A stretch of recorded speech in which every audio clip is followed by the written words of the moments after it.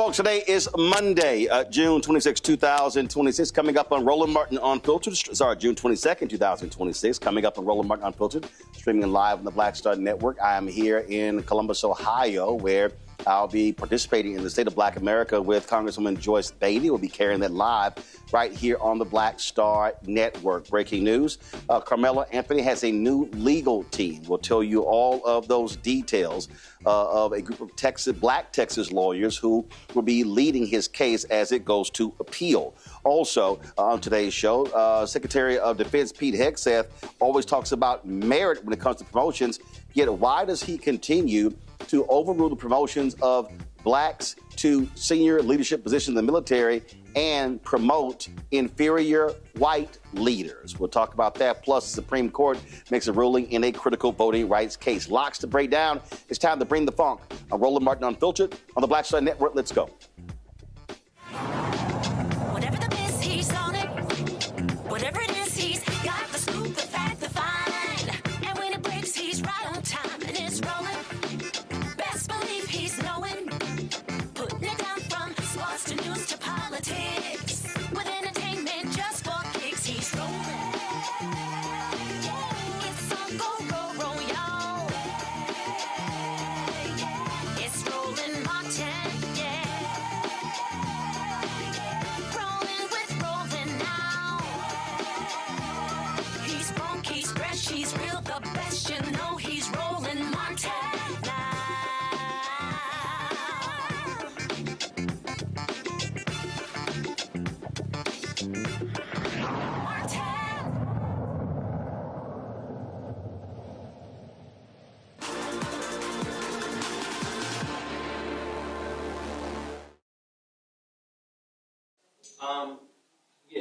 Folks, breaking news out of Texas. There's a new legal team that will be in charge of the appeal for Karmelo Anthony. Of course, he's a 17-year-old black teen who was found guilty of murder in the case of stabbing Austin Metcalf at a track meet last year in Collin County, Texas. He was convicted by a Texas jury, sentenced on the same day to 35 years in prison.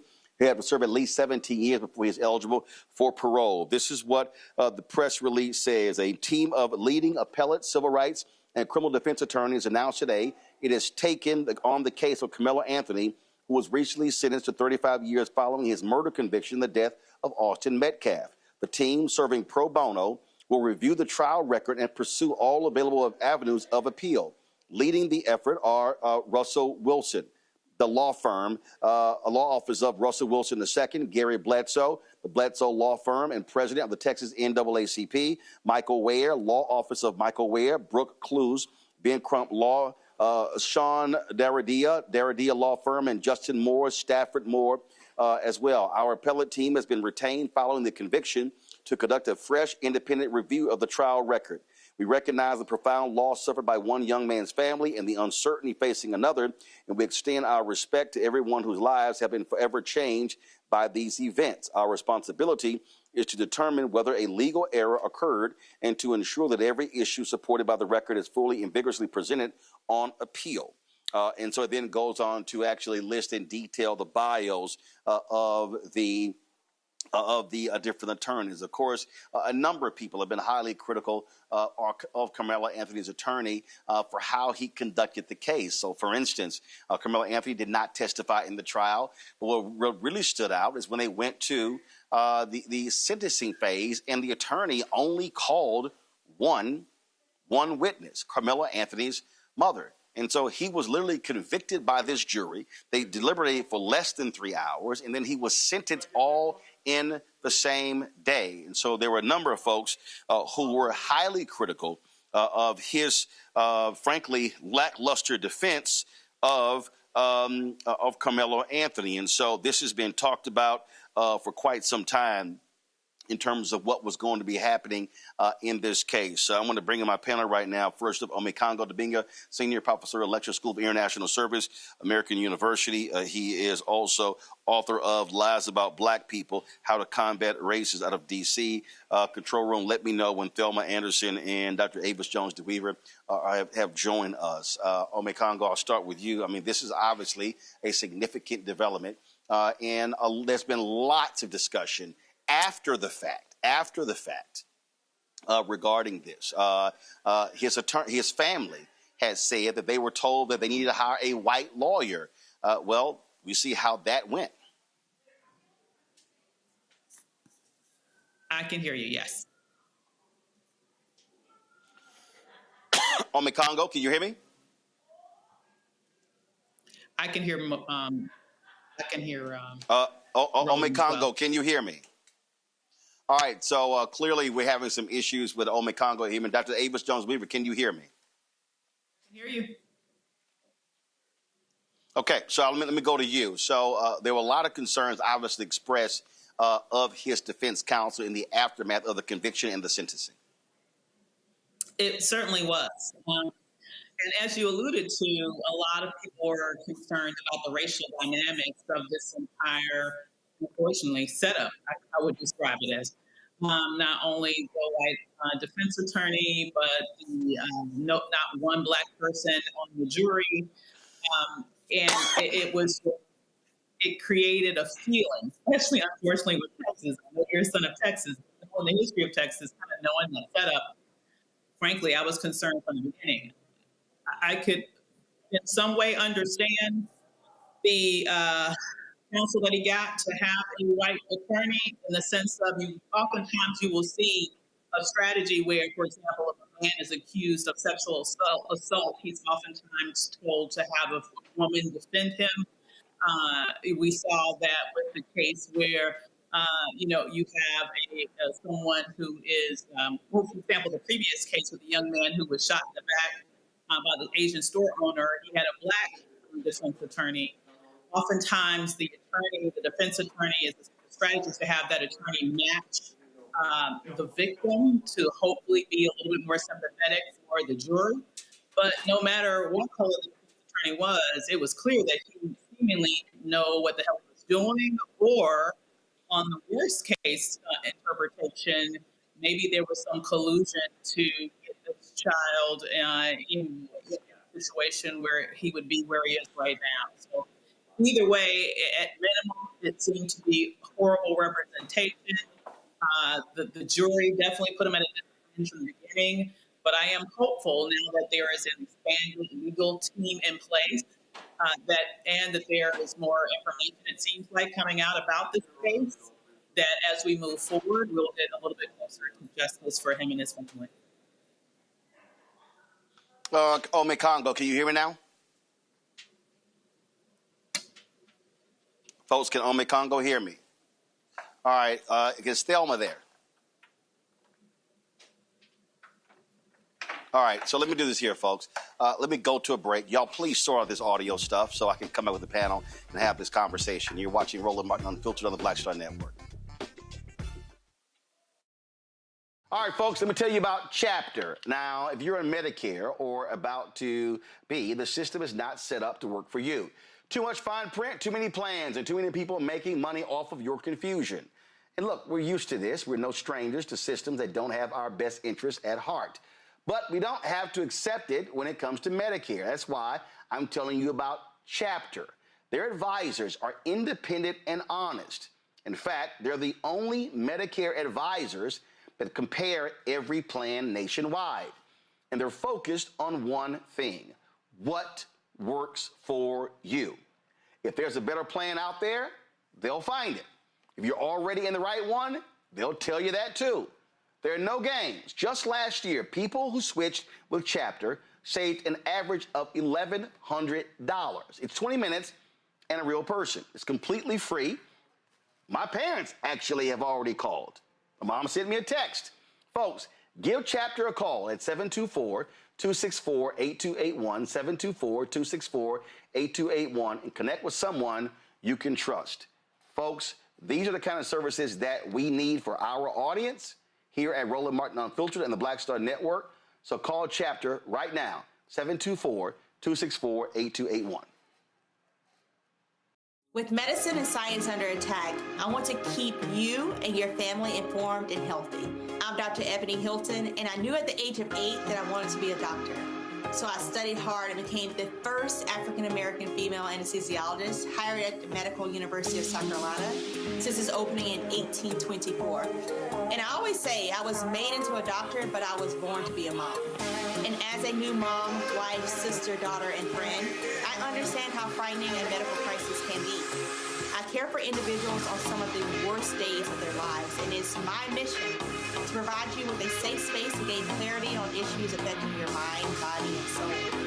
I recognize that there are health disparities, particularly as it pertains to race, and I want to help bridge the gap between you and your healthcare providers. Join me every Thursday for Second Opinion on the Black Star Network, where each week I'll invite experts from various medical fields to share the latest health news. We'll discuss topics such as the vaccine debate, mental and sexual health, medical bias, infertility, menopause, andropause, nutrition, and aging. Together with my medical colleagues, we aim to provide you with a second opinion. Don't miss it, Thursdays only on the Black Star Network.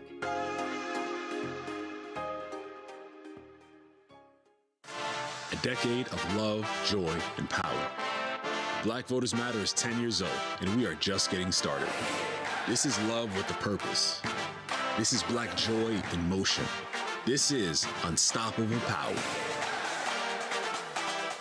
Across campuses, neighborhoods, and back roads. Let's go! We show up, not just to vote, but to be seen, to be heard, to belong. We ride together, we organize together. We remind each other that our voices matter, because they always have. Black Voters Matter is about more than ballots. It's about housing and healthcare, clean water and living wages, education, reproductive freedom, and dignity. It's about turning pain into action, turning belief into movement, turning community into power. We don't wait to be invited. We bring the energy. We bring the love. We bring the people. Because when Black communities come together, we don't just survive, we thrive. This is how change happens. This is how history moves. We organize, we build, we win. If in this country right now, you have people get up in the morning and the only thing they can think about is how many people they can hurt, and they got the power, that's the time for mourning. For better or worse, what makes America special, it's that legal system that's supposed to protect minorities from the tyranny of the majority. We are at a point of a moral emergency. We must raise a voice of outrage. We must raise a voice of compassion. And we must raise a voice of unity. We are not in a crisis of party versus party. We are in a crisis of civilization, a human rights crisis, and a crisis of democracy itself. And guess what? You've been chosen to make sure that those that would destroy, those that would hate, don't have the final say, and they don't ultimately win. Hello, we're the Critter Fixers. I'm Dr. Bernard Hodges. And I'm Dr. Terrence Ferguson. And you're tuned in to Roland Martin Unfiltered.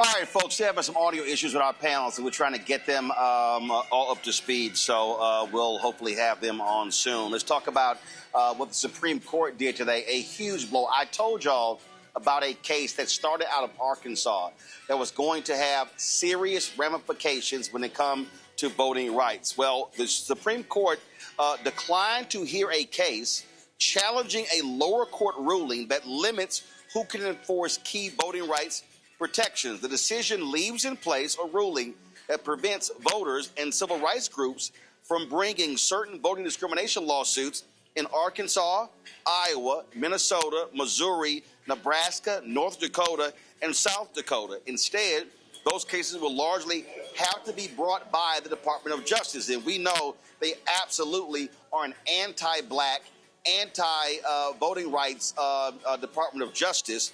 Of course, this comes after the Louisiana versus Calais case. Avis, I kept warning people that this was a case that was crucial. People need to understand that means in this jurisdiction, that means that the ACLU, Black Voters Matter, any external group, NAACP, Legal Defense Fund, Lawyers Committee for Civil Rights Under Law, any external group cannot file a voter discrimination lawsuit. And by saying, and because the people who supported this law say, well, only the DOJ can bring about these cases. Well, we clearly know we have right now an anti-Black Department of Justice. Absolutely, we don't have a Department of Justice. Let's just call a thing. We have a Department of Injustice. That's what we have right now. And so to go along as a match set with the Department of Injustice, we have an unjust Supreme Court. And so here we are in this moment where from every angle, the voting power of Black people are completely being dismantled before our eyes. And what's shocking to me is the degree to which we're not really, but aside from you, Roland, you are definitely given this specific issue the attention and the focus and the urgency that it deserves. And it once again shows how important this platform is. Because I have to tell you, when you look on mainstream media, when you look on, even on social media, just in terms of the conversations that are going on there, this is an issue that was a blip for a second following Calais, and now it's like it's completely off the charts. And while this is something that is no longer getting all the headlines, it is something that definitely is still a huge deficit for us as Black people, and the attacks just keep coming. This is the latest one.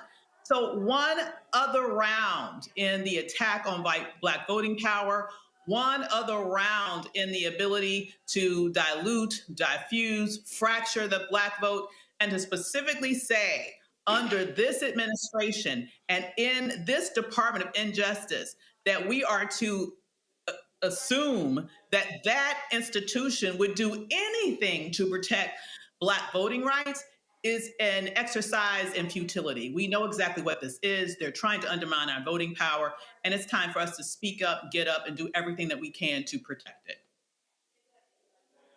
Yeah, and so listen, as a result of the Supreme Court doing this, now granted, it is limited to that particular part of the country. Do not be surprised to see right-wing advocates, Avis, file similar lawsuits, and you know where they're going to go first, the Fifth Circuit Court of Appeals.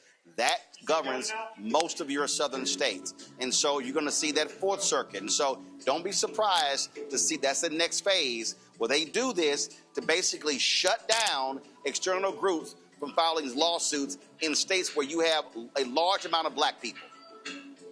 Absolutely. And this is another thing about this particular ruling that is exactly right. They're not going to stop here. They're going to keep going.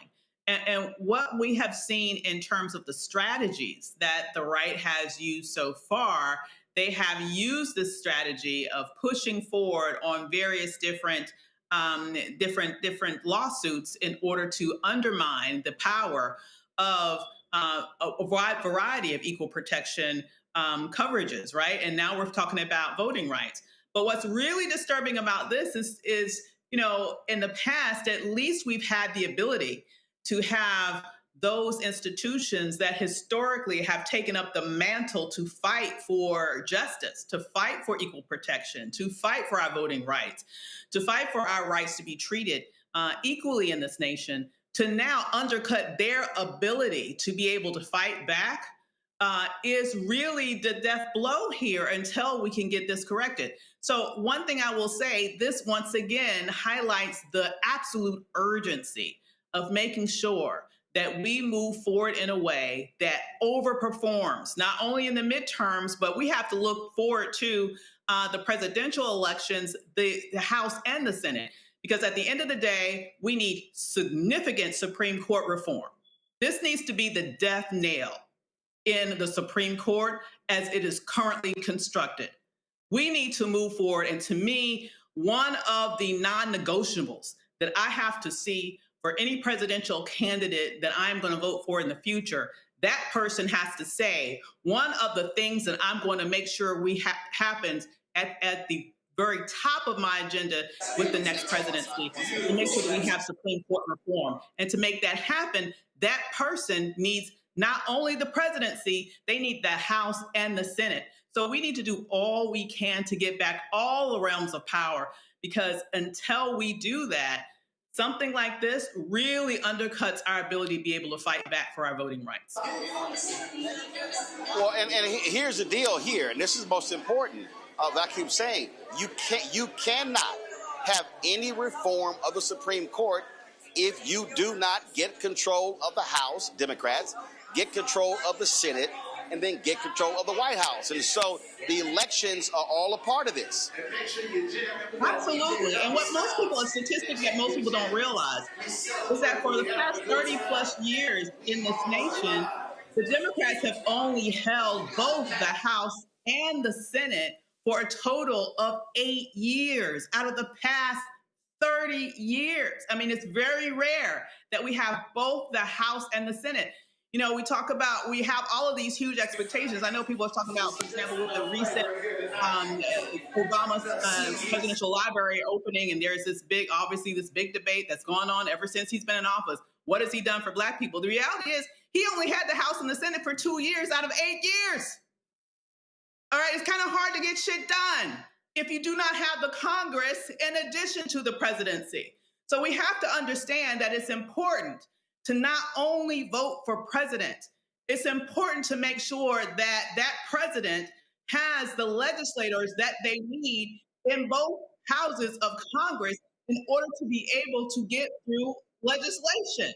And to make this happen, as you mentioned, it's not just enough to have the presidency. It's not just enough to have the House. We need to have the House. We need to have the Senate by overwhelming margins, because we know how things are there in the Senate. And so the rules are there. So we need to make sure that we have all of that together to be able to make sure that we can make these huge changes that we need to make in the next couple of years, because unless we do, our voting rights can be gone, essentially, in terms of its full power, at least for another generation. Folks, do we have Omekongo or Thelma?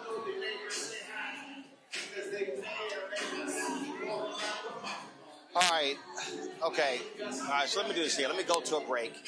We come back. We're going to talk about Pete Hegseth denying promotions to more Black generals. It is completely racist, and it is not about merit. He is an absolute racist. You're watching Roland Martin Unfiltered on the Black Star Network. Don't forget to support the work that we do. Join our Bring the Funk fan club. If you need to support our work, please contribute via Cash App. Use the Stripe QR code. You see it right here. You're listening on blackstarnetwork.com. You can also, of course, use that for credit cards. Checks and money order. Make it payable to Roland Martin Unfiltered. P.O. Box 57196, Washington, D.C. 20037 at 0196. PayPal's R. Martin Unfiltered. Venmo RM Unfiltered. Zelle. Roland at RolandSMartin.com. Roland at RolandMartinUnfiltered.com. We'll be right back. If you're in Medicare or about to be, the system is not set up to work for you. Too much fine print, too many plans, and too many people making money off of your confusion. And look, we're used to this. We're no strangers to systems that don't have our best interests at heart. But we don't have to accept it when it comes to Medicare. That's why I'm telling you about Chapter. Their advisors are independent and honest. In fact, they're the only Medicare advisors that compare every plan nationwide. And they're focused on one thing: what works for you. If there's a better plan out there, they'll find it. If you're already in the right one, they'll tell you that too. There are no games. Just last year, people who switched with Chapter saved an average of $1,100. It's 20 minutes and a real person. It's completely free. My parents actually have already called. My mom sent me a text. Folks, give Chapter a call at 724-264-8281, 724-264-8281, and connect with someone you can trust.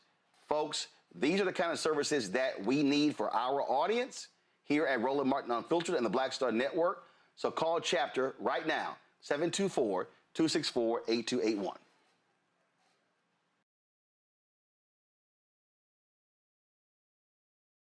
This is Reggie Rock Byford. You're watching Roland Martin, unfiltered, uncut, unplugged, and undamn believable. You hear me?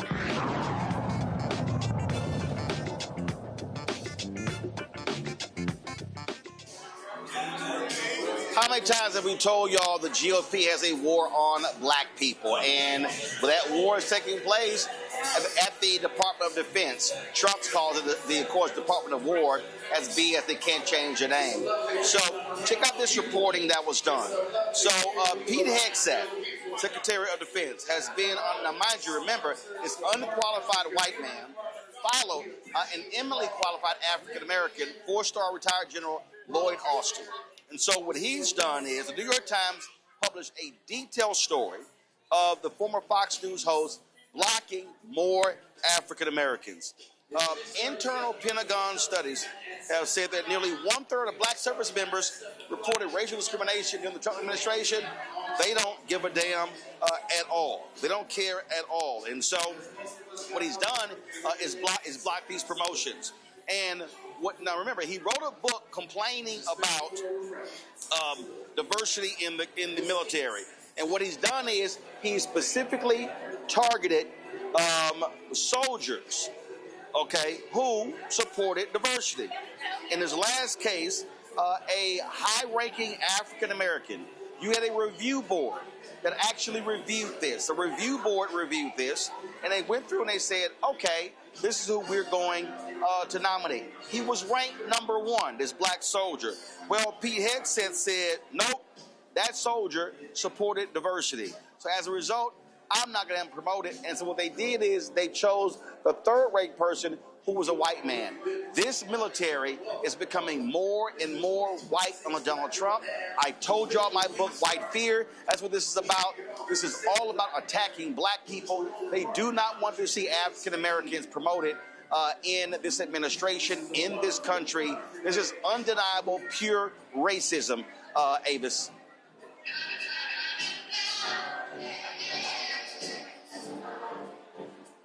Okay, all right, so we don't have Avis. Okay, so folks, again, I saw this story, and it was unbelievable. It was unbelievable to see this, and we see this going over and over and over again. What happens? What happens with this administration and how they're targeting black people? And so they don't want to see advancement. They want to wipe out. And let me explain y'all how this whole thing works, okay? So if you're a 4-star general, okay, you only serve a certain period of time. And so the actions that they are taking are literally destroying. They are destroying the advancement of African Americans and of women. So what they're doing is advancing white men over and over and over again. We keep seeing this, okay? That's what Donald Trump is all about. That's what Pete Hegseth is all about. And this shows you exactly how this administration, how they stand. It is shameful. It is despicable, but it's par for the course for who these folks are and how they operate.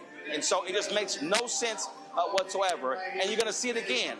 And so this is why, listen, I'm here in Columbus, Ohio, at the Lincoln Theater, and so we're going to be talking about the state of black America, and this is all a part of it. You are seeing the wholesale attack on African Americans. And see, y'all need to understand, this is why I don't have any time. This is why I don't have any energy to spend on gossip and TMZ-related stuff. No, we are seeing Jim Crow 2.0 in our face. And I think enough of us are not responding in the way we should be responding. A lot of us are not as pissed off as we should be pissed off, okay? I can't expend, what Donald Trump is doing with the reflecting pool and the algae, okay, you know what? He's an idiot, okay? Awarding a contract to his friend is corrupt. But these other actions specifically speak to the impact on black people. So we're talking about voting rights. We're talking about what's happening in the military. We're talking about denying of grants. I can go on and on and on. This is what we're seeing. It's happening before our very eyes. And again, a lot of us are just sort of just like moving along and not necessarily thinking it's that big of a deal.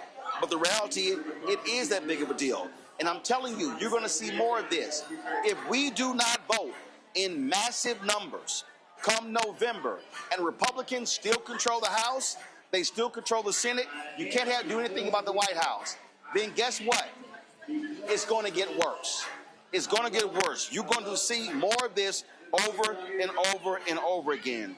We're talking about absolute. Do me a favor. Could you tell them bring that music down some? Okay.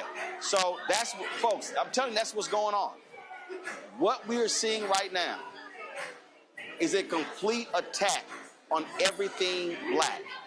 They have looked at our progress over the last 60 years. They've looked at our progress since we talked about from the civil rights movement, and they are going after it all. They are attacking it all. And if we don't respond the way we should respond, we're going to see more gains lost. And that means that our children and our children's children are going to be living in America that is whiter, that it has less power than this generation. That simply cannot continue. It simply cannot. All right, folks, going to a break. We come back. Peabo Bryson was laid to rest today, and we'll show you some of that next on Roland Unfiltered on the Black Star Network. All right, folks, let me tell you about Chapter. Now, if you're on Medicare or about to be, the system is not set up to work for you. Too much fine print, too many plans, and too many people making money off of your confusion. And look, we're used to this. We're no strangers to systems that don't have our best interests at heart. But we don't have to accept it when it comes to Medicare. That's why I'm telling you about Chapter. Their advisors are independent and honest. In fact, they're the only Medicare advisors that compare every plan nationwide. And they're focused on one thing: what works for you. If there's a better plan out there, they'll find it.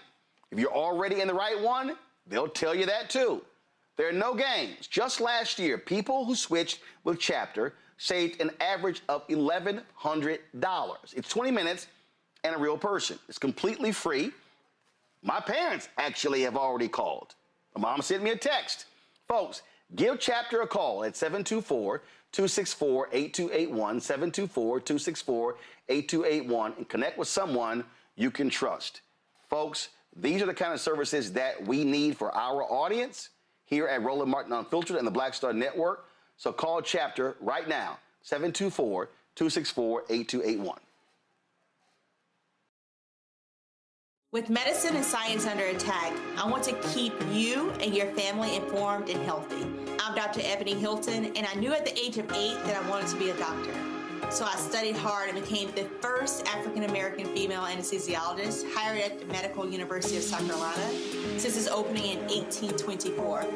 And I always say I was made into a doctor, but I was born to be a mom. And as a new mom, wife, sister, daughter, and friend, I understand how frightening a medical crisis can be.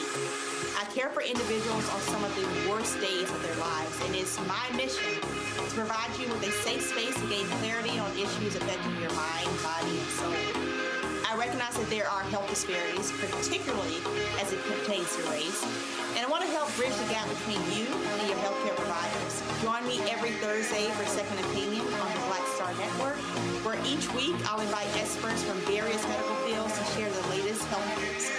We'll discuss topics such as the vaccine debate, mental and sexual health, medical bias, infertility, menopause, andropause, nutrition, and aging. Together with my medical colleagues, we aim to provide you with a second opinion. Don't miss it, Thursdays only on the Black Star Network.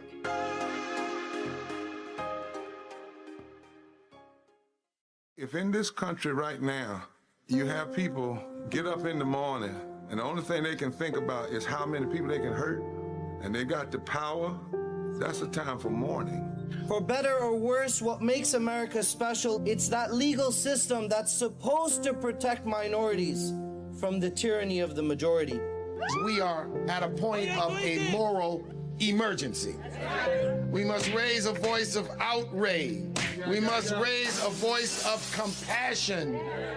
And we must raise a voice of unity. We are not in a crisis of party versus party. We are in a crisis of civilization, a human rights crisis, and a crisis of democracy itself. And guess what? You've been chosen to make sure that those that would destroy, those that would hate, don't have the final say. and they don't ultimately win. Hi, my name is Freddie Ricks. I'm from Houston, Texas. My name is Sharon Williams. I'm from Dallas, Texas. Right now, I'm rolling with Roland Martin, unfiltered, uncut, unplugged, and undamn believable. You hear me?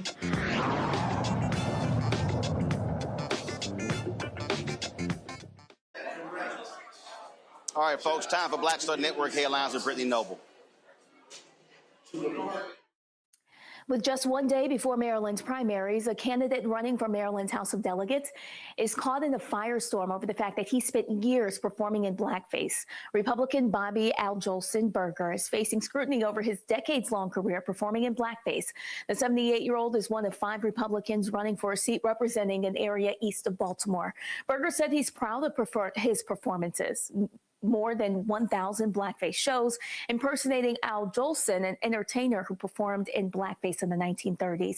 His act cost him a job as a Baltimore police officer back in the 80s, but Berger insists that his act was always about entertainment and not racism. An Alabama man is now free after 42 years in prison for a crime he always insisted he did not commit.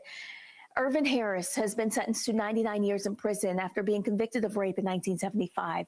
But that conviction was overturned by a judge last week, citing new scientific advances that had not existed at the time of Harris's conviction. Harris's legal team has noted that he did not match the physical description of the suspect's age, height, or facial hair. While the attacker was described as speaking clearly, Harris has a severe speech impediment. The perpetrator also drove the victim around in a car, yet evidence showed that Harris could not drive at all. Furthermore, Harris had a severe contagious sexually transmitted disease at the time, which the victim never contracted. A Georgia family has filed a multi-million-dollar lawsuit alleging that their 15-year-old daughter died due to unreasonable delays in ambulance service. In December of 2024, 15-year-old Mandy Sylvester suffered a medical crisis during volleyball practice. The lawsuit alleges that despite a 911 call requesting an ambulance, none was available to respond. The first request was made at approximately 6:09 p.m. The family's attorneys alleged that they were not informed of that shortage until a second 911 call, which was placed more than 20 minutes later. Ultimately, Sylvester's mother was forced to drive her daughter to the hospital herself, while the teen experienced seizures and other medical complications. According to Georgia law, ambulance providers are required to request mutual aid when their own resources are unavailable. Attorney Ben Crump said the lawsuit is seeking accountability and justice for Mandy. A Pennsylvania medical school is facing a federal civil rights complaint over allegations that several scholarship programs discriminate against based on race. Thomas Jefferson University and its Sidney Kimmel Medical College are accused of operating 5 scholarship programs that unlawfully discriminate based on race, including one awarded to specifically for Black male students, and then another that is set up to be given to transgender or gender nonconforming people of color. The complaint is the latest action from the Trump administration as it aggressive targets so-called DEI programming. And the man responsible for putting singers Whitney Houston, Aretha Franklin, and Alicia Keys on the map has died.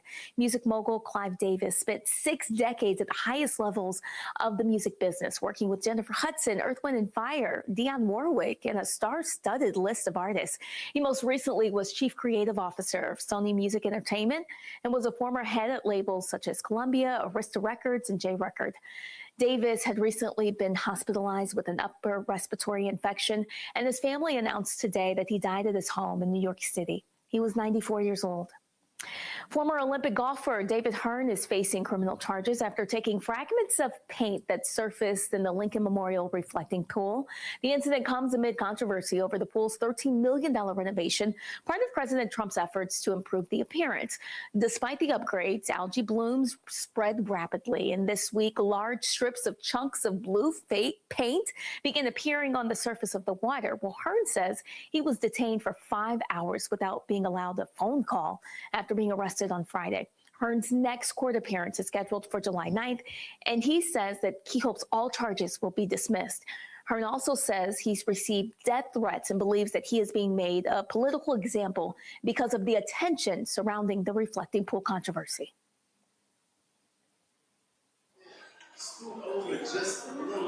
All right, folks, be sure to catch the Breakdown Brittany Noble every day, noon Eastern, right here on the Black Star Network. Again, Breakdown Brittany Noble, noon Eastern on the Black Star Network.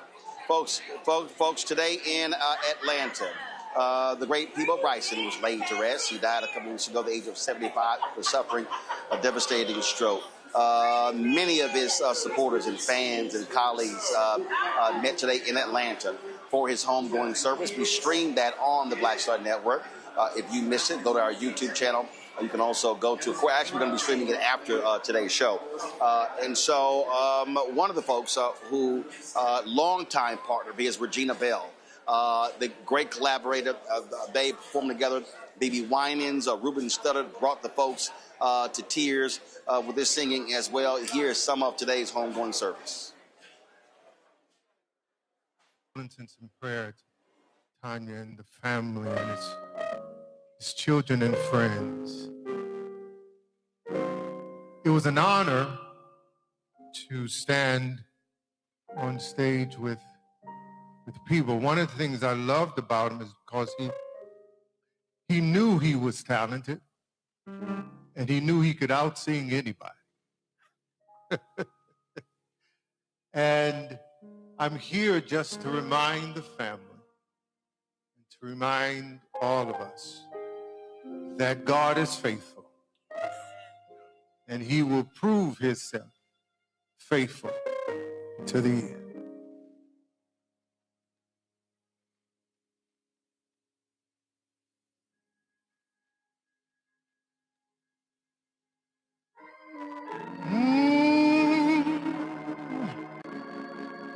After you've done all you can,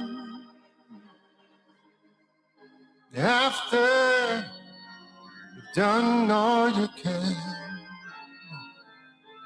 oh, don't you fear, don't be afraid, don't turn around. After you've done all you can,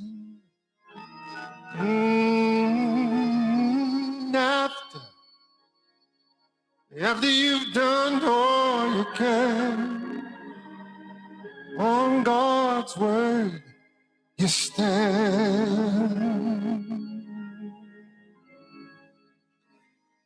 So tell me, what do you do when you've done all you can? Seems like it's never enough.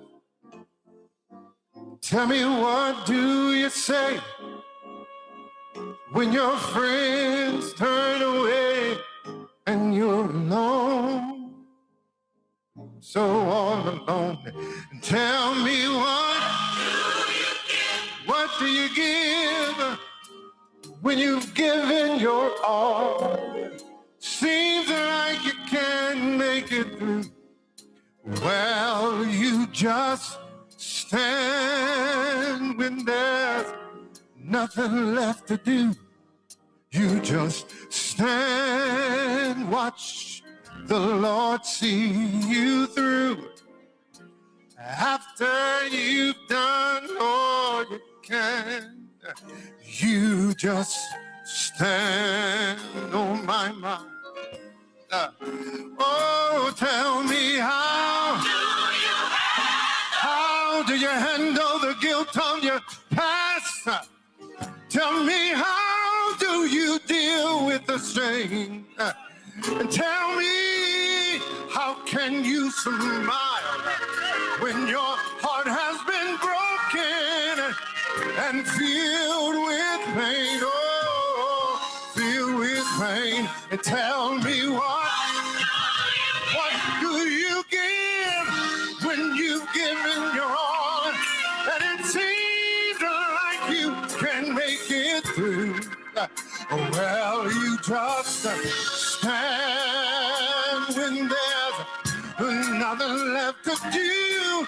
You just stand and watch the Lord see you through. Oh, after you've done all you can, you just stand. Oh, and be sure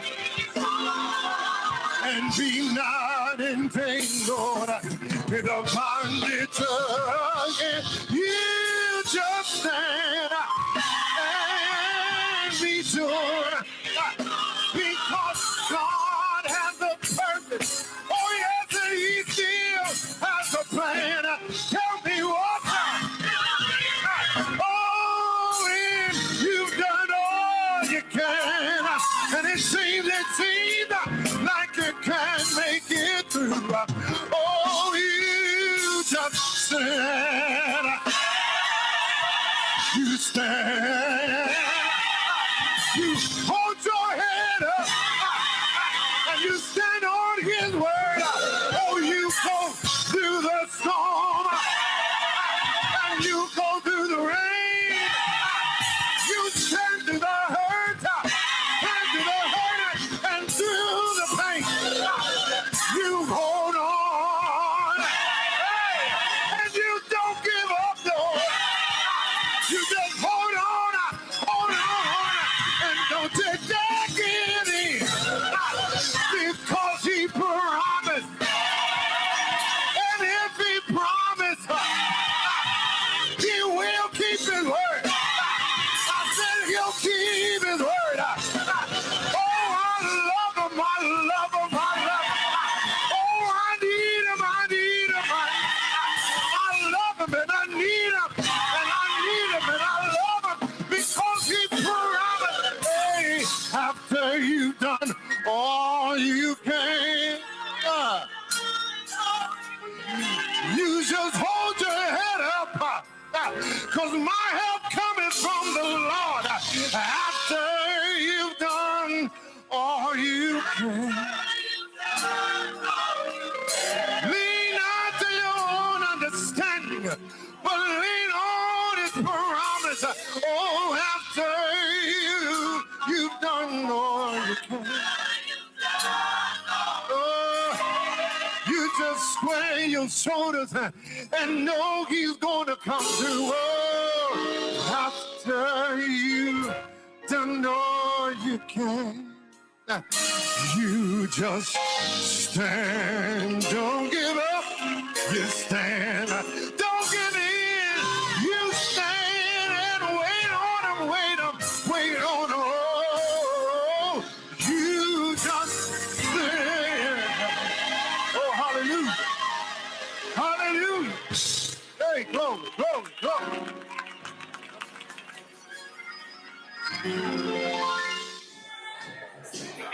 Folks, it was about 2.5 hours service, and so like I said, we streamed all of it right here on Roland Martin Unfiltered and the Black Star Network. And so here's what's going to happen. So momentarily, as you see, people are already, of course, packing the crowd here. We're about to start in a second, sitting down with Congressman Joyce Beatty. And so this is Black Daughter and Father Week here in Columbus, and so this event kicks it off. So we're going to be just having our discussion dealing with the state of Black America.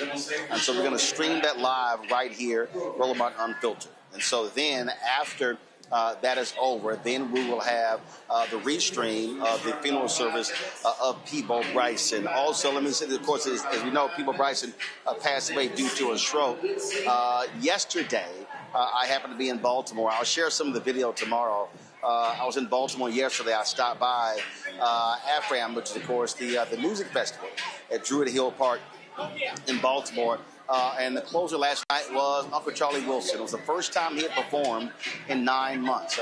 Charlie Wilson suffered several strokes, as many as 5 strokes. And he almost died. Before the show, he and I had an opportunity to talk and chat and talk about what he went through. He did an interview with Big Boy. It's available on YouTube, I believe, where he talked about his health struggles and what he was dealing with. And he had to learn how to walk again. And so one of the reasons when you watch, when you see him in concert, he's seated at the piano. Normally Uncle Charlie is dancing, he's moving, he's up. But because he is still impacted by those strokes, it limits him. But his voice is still as powerful as ever. And so what we need to understand is that this should be a clarion call for men, but especially for black men, but also black women. First of all, listen, men and women suffer strokes, but too often men are not paying attention to those health signs. Charlie Wilson talked about how he really didn't understand what was going on. It was his wife who noticed all the changes, and she said, no, something is wrong, and that's how he then went and got some help. And so we need to make sure that all these brothers and sisters, that we are watching those signs: high levels of stress, hypertension, diabetes, blood pressure. All of those things impact the body when it comes to stroke. And it's not a question of being, look, Peabo Bryson was 75, Uncle Charlie Wilson is in his 70s as well. But do understand, a number of years ago, a colleague of mine at Robert Freelove, it was a colleague of mine at the Houston Defender. He was a staff writer there. He died of a stroke at the age of 39. And so we have to recognize how serious strokes are and how we are impacted. And I dare say in the past few weeks, I've known of several individuals who have suffered from strokes, who have been impacted. It's completely changed their life. Some survived, but again, parts of their body paralyzed, and who died. I recently had an uncle, 81 years old, passed away, suffered a stroke. And so, listen, it is a huge issue, and so we cannot advocate more for our brothers and sisters, but especially our brothers, to go to the hospital, to get checked out. Make sure that you're getting your colon checked. Make sure you're getting your annual checkup. All those things are important.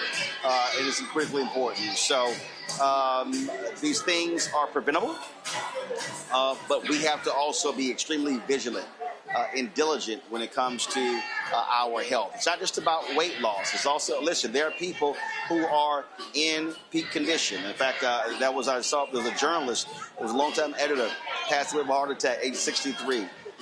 Folks in their 50s. And so I need us to understand that health is wealth. And again, here you had two prominent singers. And in fact, before I came here, I was looking at a clip of Luther Vandross.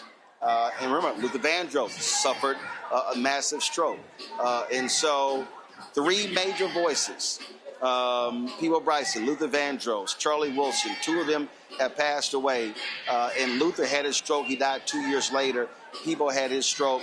And then it was a couple of days later when he was gone as well. And so certainly condolences go out to Peabo Bryson's family. And I really hope that we use this opportunity to double-check our health. Folks, we're about to start this program here in Columbus. It's the State of Black America. I've done this, I think, 3 times previously. I'm going to be on stage with Congresswoman Joyce Beatty. It's a conversation you don't want to miss because we'll talk further about what we are dealing with in this country. Ohio, critical U.S. Senate race in this state. Critical governor's race in this state. And you've got MAGA folks who are running in both positions. And so we need to recognize what's going on. So let's do this right here, of course. We're going to go to a break. And then when we come back, we'll be live from the Lincoln Theater here in Columbus, Ohio, for the State of Black America conversation with myself and Congresswoman Joyce Beatty. We had some major technical issues. I hate the fact that we could not get our panel in full. So let me thank Ome Congo, Thelma Anderson, as well as Dr. Avis Jones-DeWeaver for joining us as well. And so again, for the next 2 hours, State of Black America here in Columbus. It's a conversation you don't want to miss. I'm sure Congresswoman Beatty will have something to say about suing Donald Trump over the JFK Center.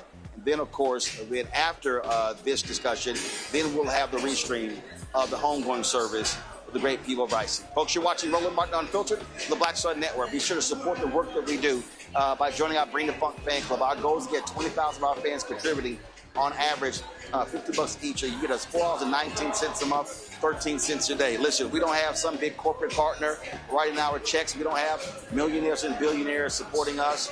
The reality is it is your support, your viewing support. When you watch on YouTube, that drives that revenue. When you are supporting us with your donations, it allows us to be able to travel the country and covering the story. You got what's happening in Senatobia, Mississippi, where that young black boy was killed, 1-year-old was killed. Ben Crump, they actually were there today. We're going to be covering that story. We actually may go down there as well. So lots of things are going to be focused on. So then, support the work we do. Join us via Cash App. Use a Stripe QR code. You see it right here on the screen. Of course, that's also for credit cards as well. Checks and money order. Make it payable to Roland Martin Unfiltered, P.O. Box 57196, Washington, D.C. 20037-0196. PayPal's R Martin Unfiltered, Venmo RM Unfiltered, Zelle, Roland at RolandSMartin.com, Roland at RolandMartinUnfiltered.com. When we come right back, we'll be live here at the Lincoln Theater in Columbus for State of Black America. Back in a moment. Work to engage, educate, and... All right, folks, let me tell you about Chapter. Now, if you're in Medicare or about to be, the system is not set up to work for you. Too much fine print, too many plans, and too many people making money off of your confusion. And look, we're used to this. We're no strangers to systems that don't have our best interests at heart. But we don't have to accept it when it comes to Medicare. That's why I'm telling you about Chapter. Their advisors are independent and honest. In fact, they're the only Medicare advisors that compare every plan nationwide. And they're focused on one thing: what works for you. If there's a better plan out there, they'll find it. If you're already in the right one, they'll tell you that too. There are no games. Just last year, people who switched with Chapter saved an average of $1,100. It's 20 minutes and a real person. It's completely free. My parents actually have already called. My mom sent me a text. Folks, give Chapter a call at 724-264-8281, 724-264-8281, and connect with someone you can trust. Folks, these are the kind of services that we need for our audience here at Roland Martin Unfiltered and the Black Star Network. So call Chapter right now, 724-264-8281. With medicine and science under attack, I want to keep you and your family informed and healthy.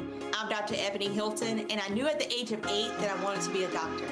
So I studied hard and became the first African-American female anesthesiologist hired at the Medical University of South Carolina since its opening in 1824. And I always say I was made into a doctor, but I was born to be a mom. And as a new mom, wife, sister, daughter, and friend, I understand how frightening a medical crisis can be. I care for individuals on some of the worst days of their lives, and it's my mission to provide you with a safe space to gain clarity on issues affecting your mind, body, and soul. I recognize that there are health disparities, particularly as it pertains to race, and I want to help bridge the gap between you and your healthcare providers. Join me every Thursday for Second Opinion on the Black Star Network, where each week I'll invite experts from various medical fields to share the latest health news. We'll discuss topics such as the vaccine debate, mental and sexual health, medical bias, infertility, menopause, andropause, nutrition, and aging. Together with my medical colleagues, we aim to provide you with a second opinion. Don't miss it, Thursdays only on the Black Star Network.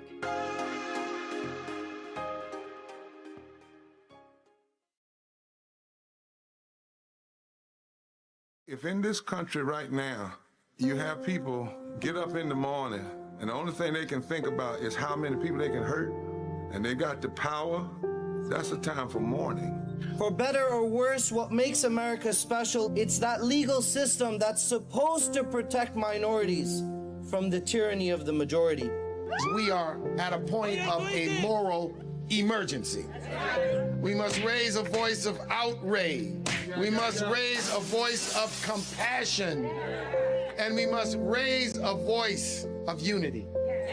We are not in a crisis of party versus party. We are in a crisis of civilization, a human rights crisis, and a crisis of democracy itself.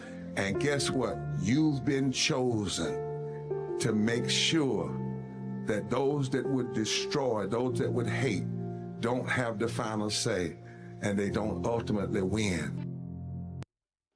what's up? Geek Tony in the place to be. Got Kicked Out Your Mama's University, creator and executive producer of Fat Tuesdays, an air hip-hop comedy. But right now, I'm rolling with Roland Martin, unfiltered, uncut, unplugged, and undamn believable. You hear me?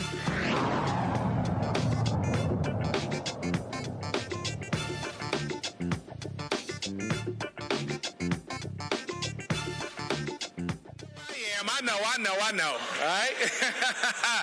Let's flip it. OH! Thank you for your help. I appreciate that. Congresswoman Beatty setting me up for success. All right. So listen, y'all, I want to take the opportunity to share a couple of things before we actually get deep into the agenda, which is going to be powerful and amazing. But I have some housekeeping things that I need to address, including make sure that your phones are off, because I just heard one before it came out. And, yep, I'm calling y'all out. And then the other part is I'm going to share some history and some background that I think is important to kind of set the tone for tonight. And so I'm going to start with who am I, right? So for those that don't know, my name is Kevin Lloyd. I am the founder of ColumbusBlack.com and the co-founder of MILE, which stands for Make Your Life Entertaining. And ColumbusBlack.com has been around for 20 years. We've been a vehicle to provide information to our community and help support to get the word out and connect people to commerce and culture and be a part of events like this. And that's very important for our community, and we want to continue to do that and have another 20 years. The other side is MILE. MILE stands for Make Your Life Entertaining. And it's an event technology platform. So all of you that registered for tonight's event, you didn't do it through Eventbrite. You didn't do it through Ticketmaster. You did it through a black-owned platform that was founded in Columbus, Ohio, right? And that's pretty amazing because of the fact that we talk about how we should work together, how we support each other, and that's exactly what we're doing right here in our city. And so really proud of that. My wife Sherry will be here in a little bit, but she was the visionary behind MILE, and it's definitely expanded over the last 12 years to a point that we actually do things outside of Columbus, right? And so we had the honor of having MILE as a platform utilized for the World Cup, as well as for the Super Bowl. And there's a lot of cool things we do, but it's nothing more important than when we come home right here to Central Ohio and we're utilized by organizations like the Ohio Black Expo. When Sherry and Bush Hamilton come together and say, hey, we want to use a black-owned platform because we want to represent our businesses all throughout, and now they utilize us, and they've done that for the last couple of years. When we work with NPHC Columbus, and I happen to be a proud member of Kappa Alpha Psi Fraternity Incorporated, yo to the Noops, yo. And I got to get it out there now because when Roland gets on stage, y'all already know it's going to be alpha, alpha, alpha, right? Y'all already know. So I got to do what I got to do now, and we know the Deltas are going to go crazy when Congresswoman Beatty comes up, so I got to get my shout out.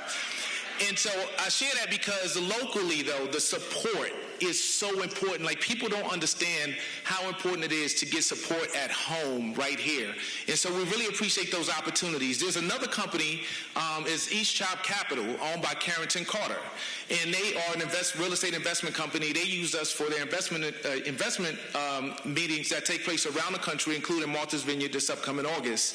And last but not least, Jewel Woods, and I'm going to get into how we even got here, but Jewel Woods has been a major advocate for both ColumbusBlack.com and for MILE, and this is the epitome of how we can work together. Like, this shows you. And so, ironically, my youngest daughter, Madison, and his daughter, Aquia, were friends, and that's how Jewel and I met. One thing led to another, and as we talked about how we had a mutual interest in supporting the black community, pulling our community together, working together, and helping to elevate, not just here in Central Ohio, but abroad, we realized we should work together on certain things. And with his vision behind the State of Black America and Black Girl Dad Week, it has been an amazing experience. I will tell you, even though tonight will be powerful, I've been tied to hundreds, if not thousands of events throughout my time. And I would say the best event I've ever been to in my life is the Black Father-Daughter Dance. It is the most beautiful, beautiful experience for those young ladies and their fathers in that environment. And this is Jewel's vision and what he's doing. So I'm excited to be a part of it.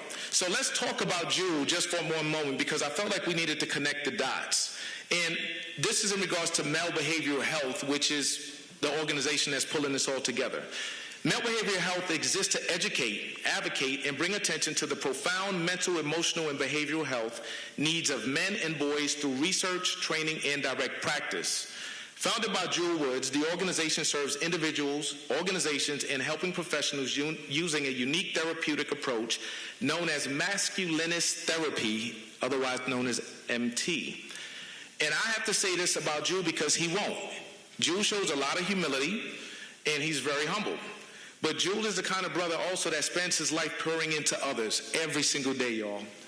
But what I'll tell you is if you know a young black male, a grown black man, or if it happens to be you yourself and life has become overwhelming, especially from a mental health perspective, I encourage you to reach out to him. We understand the plight of what we're dealing with, not just now, but historically. And it's a lot. And we need help. And there's nothing wrong with saying we need help. And we have an amazing brother that does it every single day. So let's not try to go through it alone. Let's leverage the help that we have, and we have the professional expertise to do that. Now, there's a few things I want to share about how we got here with the State of Black America 3. Last year, we had, obviously, the State of Black America 2. We want to give a shout out to those that were involved last year because it takes a lot of leadership. And what we did differently last year is we engaged our faith-based leaders from around Central Ohio, and that was led by Bishop Timothy J. Clark, Reverend Joseph Stanley Jr., Pastor Mike Young, and Pastor Derek Holmes.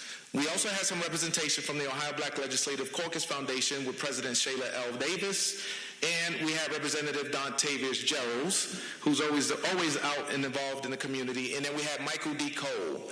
Those were the leaders that really helped us have a monumental and impactful conversation last year, and now we're going to have that happen all over again for year 3.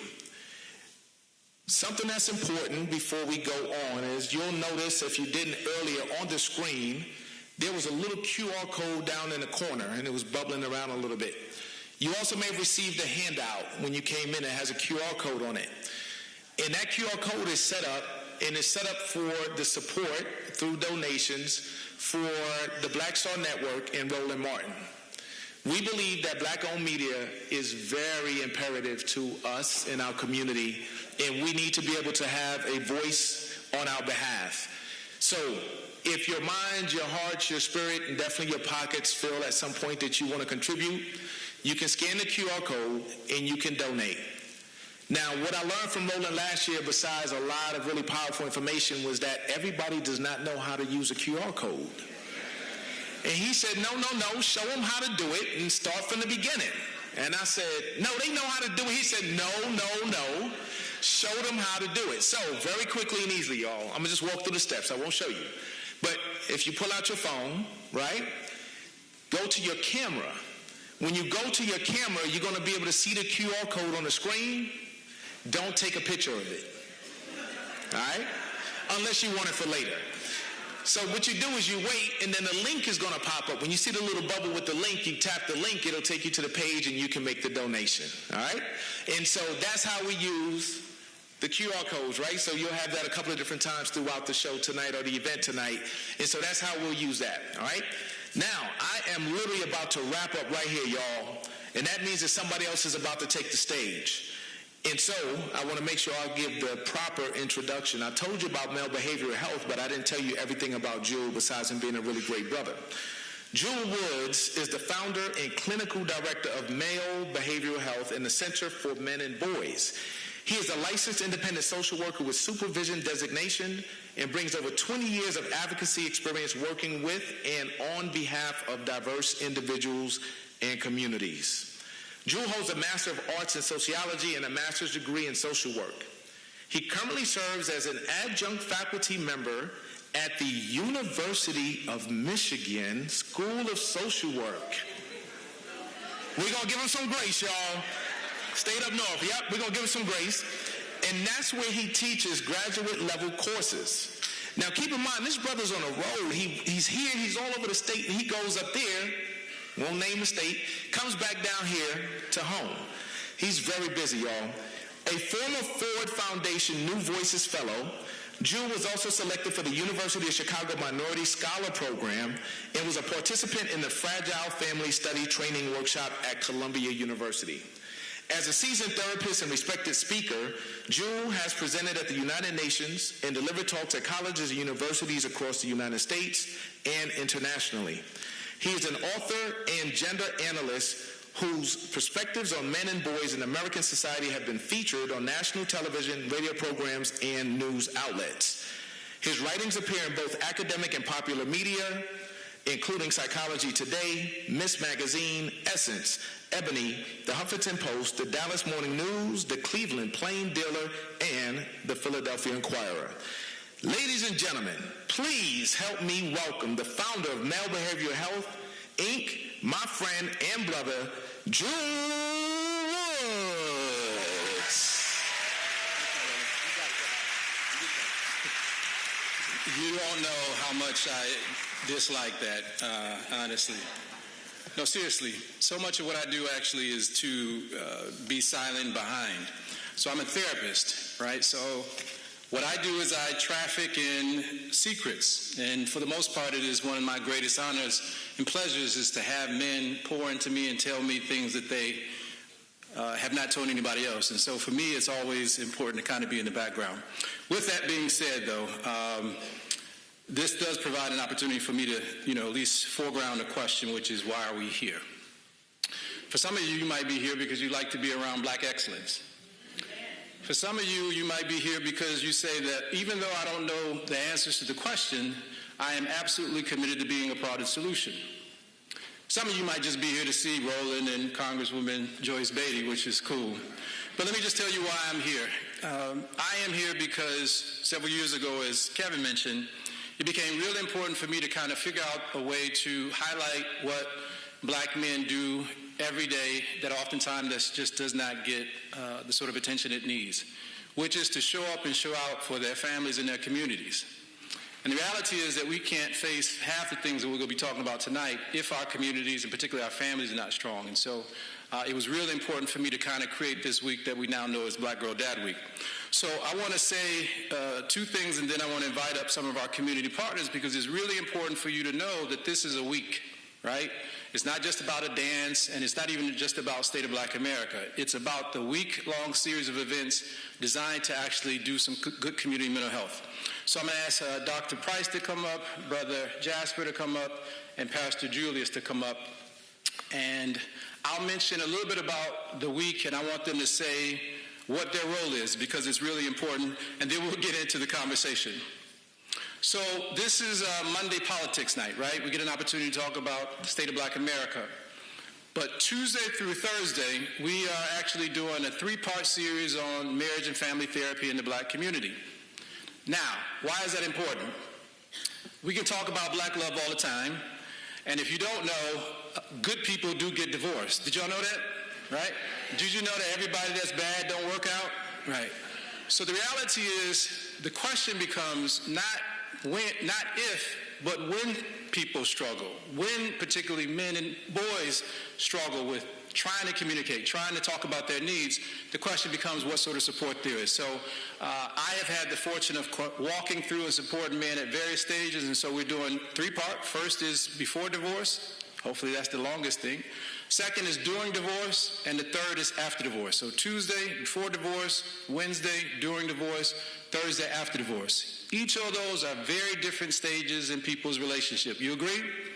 Each of those stages require different levels of support, and I can talk about that.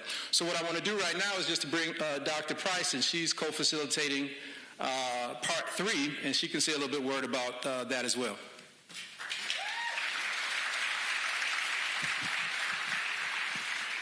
Not really tall enough for this podium. I am Dr. Angela Price. I am the owner and founder of Price is Right Counseling and Consultation.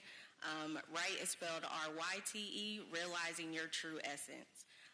And that is ideally what comes after divorce. It is a major shift, a major transition, and you're going through the process of grieving and also likely having to take care of little people or big people, depending what phase of life that you're in. So you're trying to navigate all of these things at once, and it's okay to need support, and it's okay to ask for help.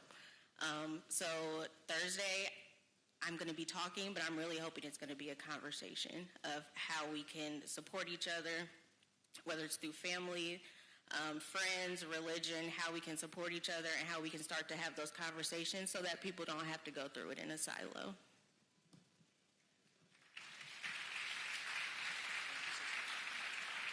Okay, so that's Tuesday, Wednesday, and Thursday, right? I am super excited to talk about Friday, though, right now. And Friday is a call to men, special focus on ending domestic violence in the black community. Now, I heard some amens and all that sort of stuff in there. But let me just say something really important. Two things you will never get from me, and that is calling out black men. Not because, for example, I don't, believe in minimizing, I don't understand domestic violence and all that sort of stuff. In fact, what you might not know is well before my history in mental health, I did 10 years where I ran batterer intervention programs in prisons and jails, so I know that front and back. The question becomes, how do we call in black men and other men to this movement?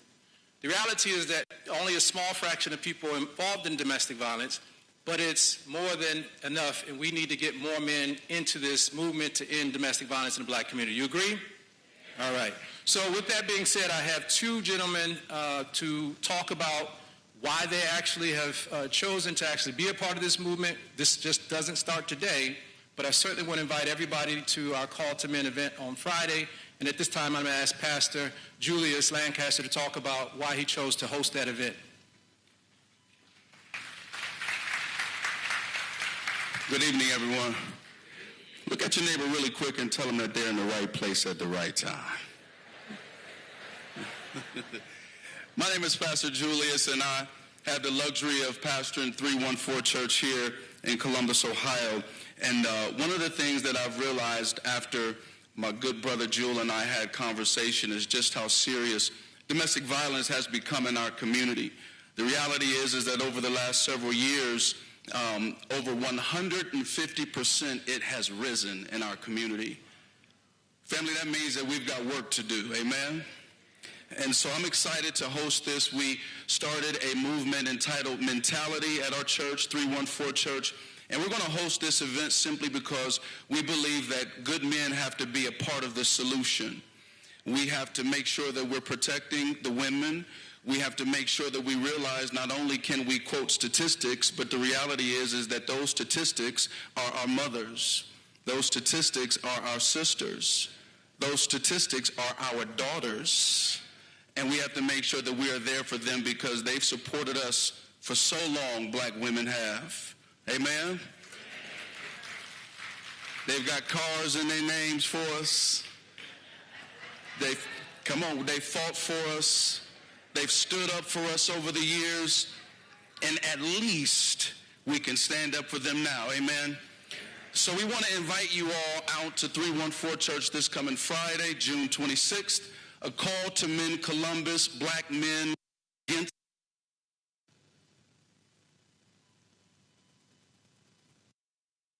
I wait for you to be a part of this conversation, amen.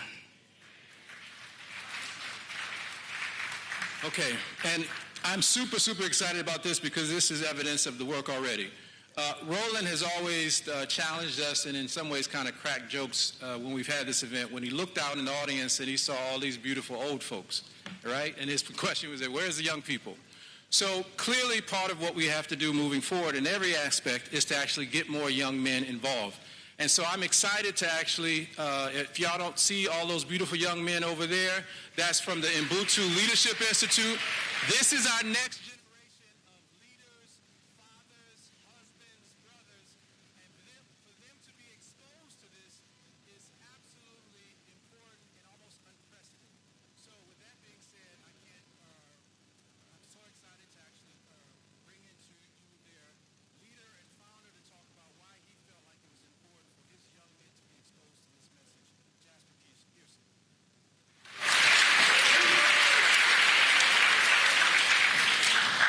Great day, family. How's everybody doing today? Awesome. Y'all looking great.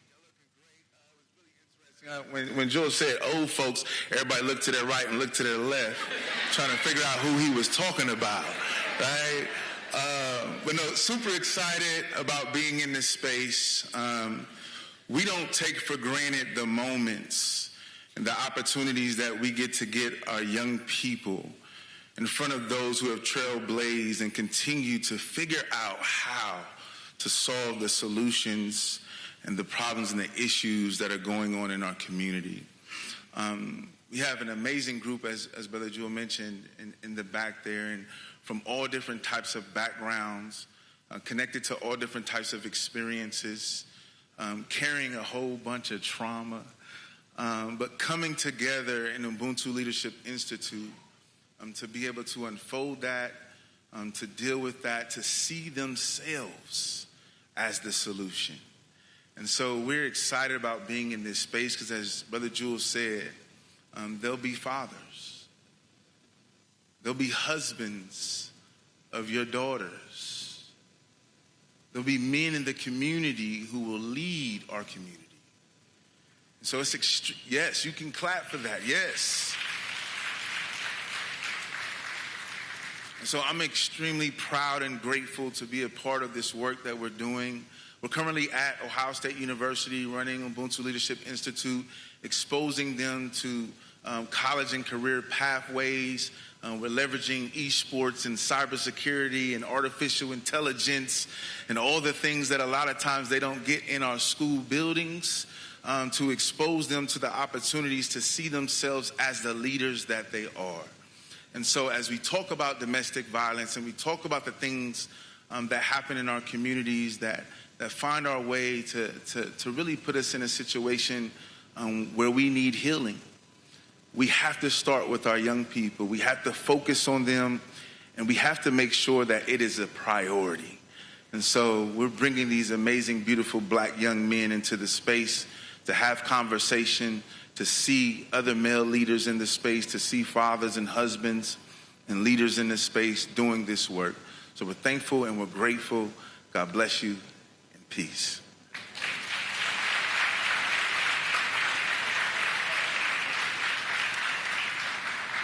Okay. All right, moving all along. So let me just say real quickly just about that, because it really is a kind of a button.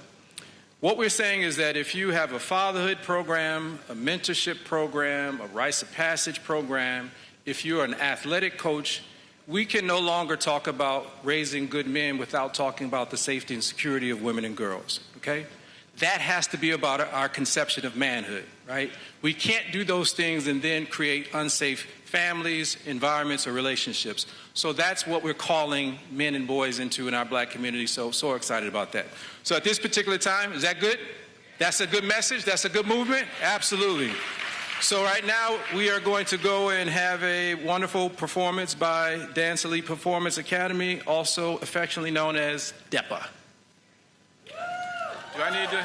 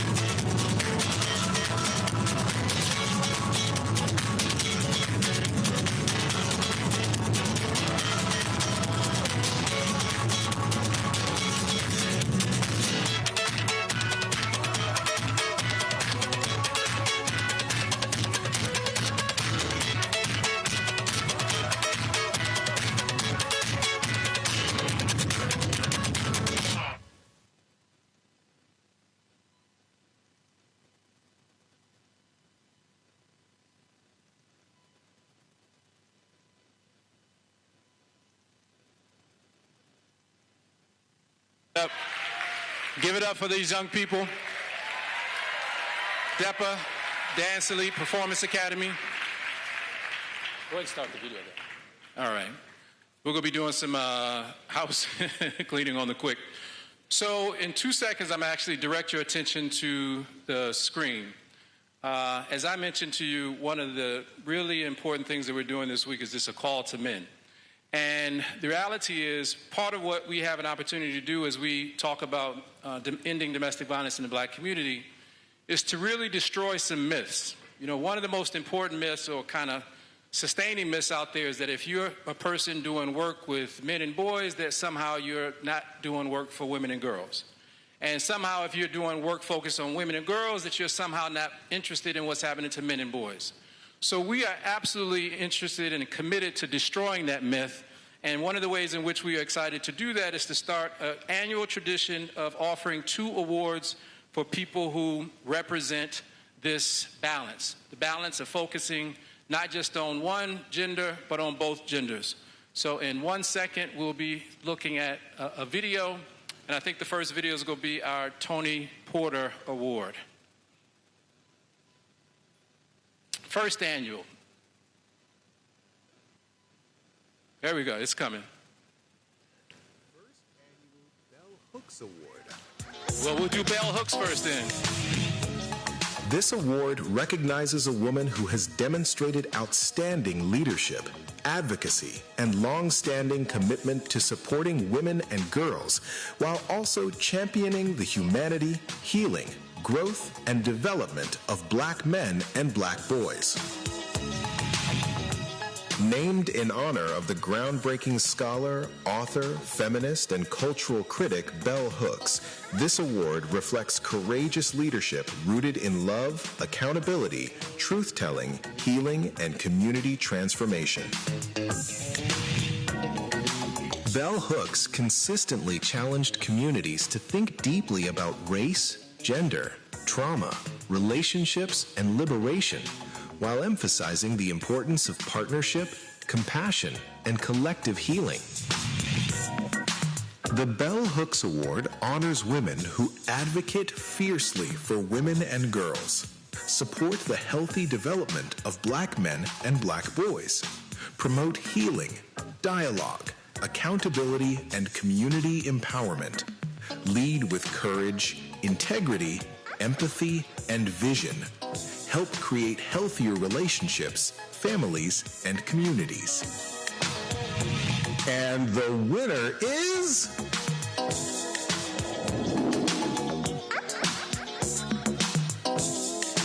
Ashley Glass, founder of Black Women Cultivating Change. Dr. Celia Williamson, Executive Director of Human Trafficking and Social Justice. Congresswoman Joyce Beatty. Okay, we might hold on for Congresswoman's award a little bit later on because we have a surprise for her. But let me just bring up one of the persons who's here today. Dr. Celia Williamson could not make it, but I am super excited that one of our community partners from across the state, if I haven't told you, male behavioral health works throughout the state. So at this particular time, I'd like to bring Ashley Glass to accept her award. Ashley Glass is a devoted mother of 3 daughters and proudly identifies as a health equity catalyst and creative with a strong passion for advocacy. Ashley is deeply committed to improving access to mental and maternal health services within the black community. She possesses a natural talent for critical thinking, building meaningful connections, and elevating voices. She is the founder of Black Women Cultivating Change, a not-for-profit organization dedicated to reducing stigma around mental health. If you look at it, they have about 3,000 folks in Cincinnati, so they're doing great work. In addition to her advocacy and leadership, Ashley is a creative storyteller and has produced 3 impactful documentaries that amplify community voices and highlight health disparities. Voices. She is the founder of Black Women Cultivating Change, and not for documentaries that amplify community voices and highlight health disparities. So thank you, and help me welcome Ashley Glass for receiving the first annual Bell Hooks Award. State doing listening sessions for Black suicide, and I connected with him with that and just admire your passion, your authenticity, your tenacity, your just the willingness you are to build trust and amplify the voices of the Black community. And just want to say thank you from the bottom of my heart for all the work that you do. I know it's not an easy job, but just want to thank you for everything that you do. So. All right. Can we get a picture? All right. Oh, okay. That's cheesy. All right, thank you. Congresswoman Beatty, we'll go save yours, okay? All right, we got something special for you. Now, next is the Tony Porter Award. We're actually moving through this. Tony Porter Award video should be coming up. There you go. First Annual Tony Porter Award. This award recognizes a man who has demonstrated outstanding leadership, commitment, and advocacy on behalf of women, girls, families, and communities, while also supporting the healthy emotional, relational, and community development of Black men and Black boys. Named in honor of internationally recognized educator, activist, and co-founder of A Call to Men, this award celebrates leaders who embody courage, accountability, integrity, emotional wellness, and a commitment to ending violence while promoting healthier forms of masculinity and gender justice.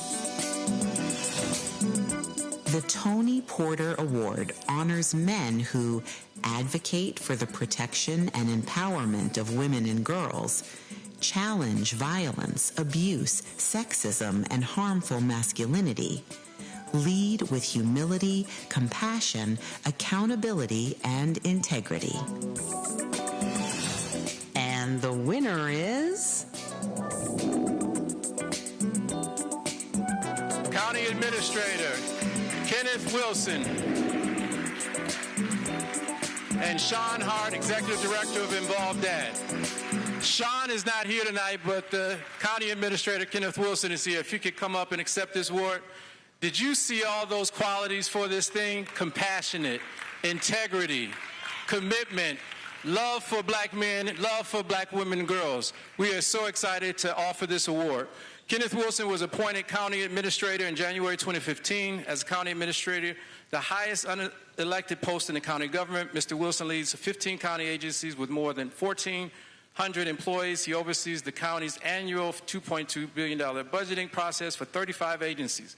He holds a Master's of Public Administration from Ohio University and a Bachelor of Arts from James Madison College at Michigan State University. Mr. Wilson serves as a national member for the National Forum for Black Public Administrators, Board of Directors, Kappa Alpha Psi, Columbus Alumni Chapter, Board of Directors, Executive Committee, immediate past president of the National Association of County Administrators, and serves as an active member for International City Council. And you can see the brother has all types of degrees. So what we're most interested in is honoring him in this way for leading this sort of vision of what it means to work together in our community. So let's thank Mr. Wilson for all he's done, and so excited to give him this award.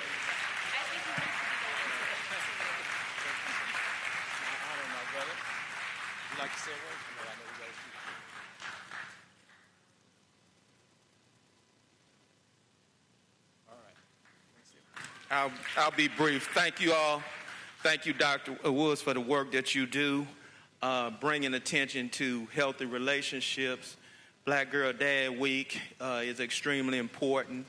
I stand here as the father of 2 adult young ladies, but I'm still going to be a Black Girl Dad for life. It's something I can't retire from. I'm dedicated to my family. My wife sitting there, Reese, is my reason why I stand here right now trying to do positive things, and relationships are hard. So we need people like you, Dr. Woods, giving people the tools for healthy relationships. Mentorship is very important in my final words. There's been some very positive male role models that I've been blessed to be around very early in my career here in Franklin County and Columbus, and they're a big reason why I'm here. I stand here as well, and I want to thank those whose shoulders I stood on. Thank you. Thank you. Thank you. All right. Thank you, brother. All right. All right, y'all ready for Roland and Congresswoman Joyce Beatty? All right. Well, let me just apologize because this happens all the time, and I always have to tell people that the only doctor in my household is actually my wife, who's over there. So I will have the PhD eventually, but the reality is she's the only doctor in the household as of now. So at this particular time, I want to invite a special guest to, well, actually, we're going to introduce Roland first. So if Representative Dontavius Geralds would come to the stage, we're going to introduce our panelists, and we'll be getting right into the fireside chat.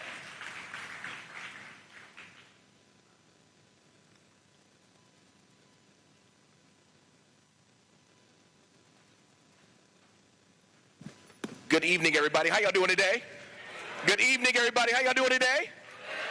If you can do me the first 5 seconds of my time, if we can congratulate and honor Dr. Woods and the male behavioral health for this fantastic event we about to have. Again, I think you all can do a little bit better than that, y'all.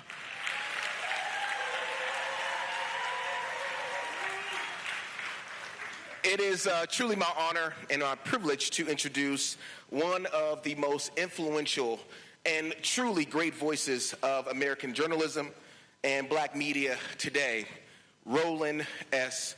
Martin.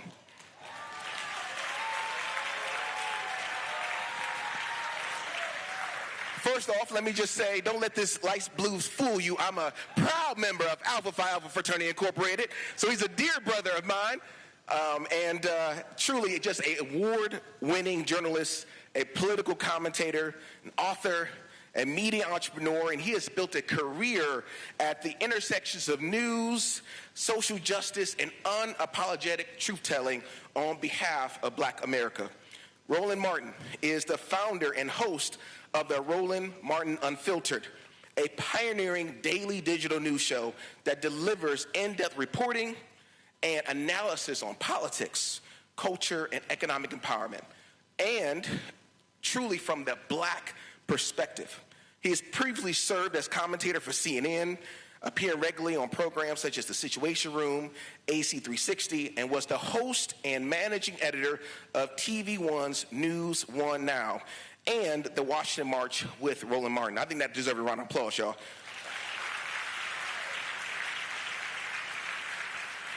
Across print, television, radio, digital platforms, Martin has interviewed U.S. presidents, global leaders, civil rights icons, and culture figures, consistently centering our issues around voting rights, criminal justice reform, economic equity, and media representation. And as a former executive editor of the historic Chicago Defender and longtime senior analysis for the Time Joyner Morning Show. Y'all remember that, y'all? Y'all remember that? He has been repeatedly named one of the most influential African Americans in the nation by outlets including Ebony, Jet, and The Root. I just want to say on a personal front, before I was elected, he actually came to the State House. And I never forget, he was wearing almost the same suit I was wearing. And I thought he was just the coolest black man in the room. And he spoke unapologetically about the issues facing Black America, but centered on holding elected officials accountable to do the right thing. That's the thing that I love about him the most. And I stand on his shoulders and the shoulders of, obviously, Congresswoman Joyce Beatty, our fearless icon of our own in Columbus. So, Roland Martin is the author of several books, including Speak Brother, A Black Man's View of America, Listening to the Spirit Within, the first Black President Barack Obama, Road to the White House, and White Fear, How the Browning of America is Making White Folks Lose Their Minds. Ain't that true, y'all? Come on. So please join me with the loudest applause you can in welcoming a trailblazer for independent Black media, a powerful champion for democracy and economic empowerment, Roland S. Martin, to the state of Black America. Let's go! Let's go!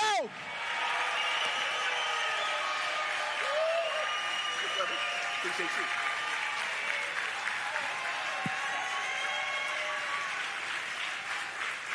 Now we have a surprise for Congresswoman Joyce Beatty. We have a special person who's going to introduce her. It's coming up. He looks so handsome, just to let you know. So as he walks on the stage, I want you all to give a big round of applause to her grandson, Congresswoman grandson.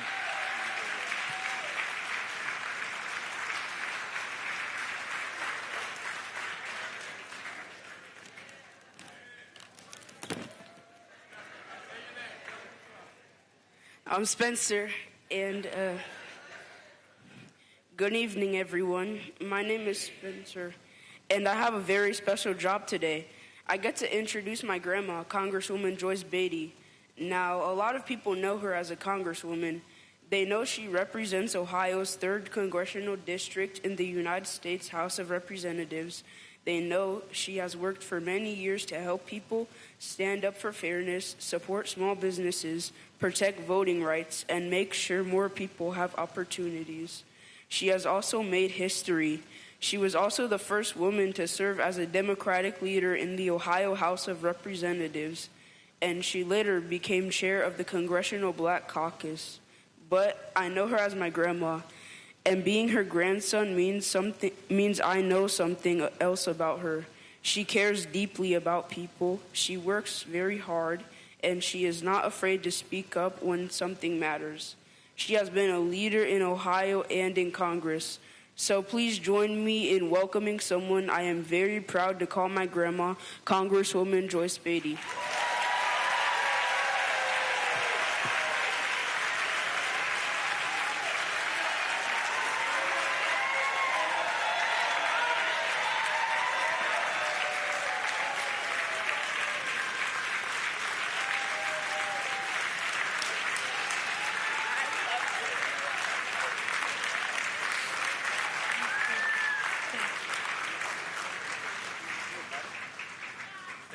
Excellent. Didn't he do well? All right, that's excellent. I don't think I should be in the middle. I think you should be in the middle. Okay. All right. You're just telling me what to do. All right. Thank you all for your patience. I know this is what you've been waiting for. Such a long day, I had to write my questions down, so bear with me. First and foremost, Congresswoman Beatty, we missed you last year. I am so glad that you're here. I'm so glad you're in good health. So the last time, it's been 2 years since you were here. That's right. I want to just broaden it out and just ask the question is, when you think about the current state of democracy, what are some of the greatest challenges or threats facing black political participation and representation today in your mind? Well, first of all, let me just say thank you, and I'm glad I am healthy and here this year. But you messed me up with my grandson. So let me just say, Spencer, thank you. I love you. And that is what this program does for young black boys. And he is a young black man, and he has gentleman skills. And he practices with my granddaughter, Leah, who is also here. So you can help black boys and black girls at the same time. Well, first of all, let me just say thank you. And it's always a pleasure to be here with my good friend, Roland Martin.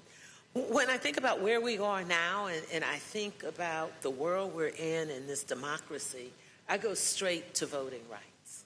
And later I will connect it to everything that you stand for and everything this community needs. But let me just say to you something I know you know, but worth repeating.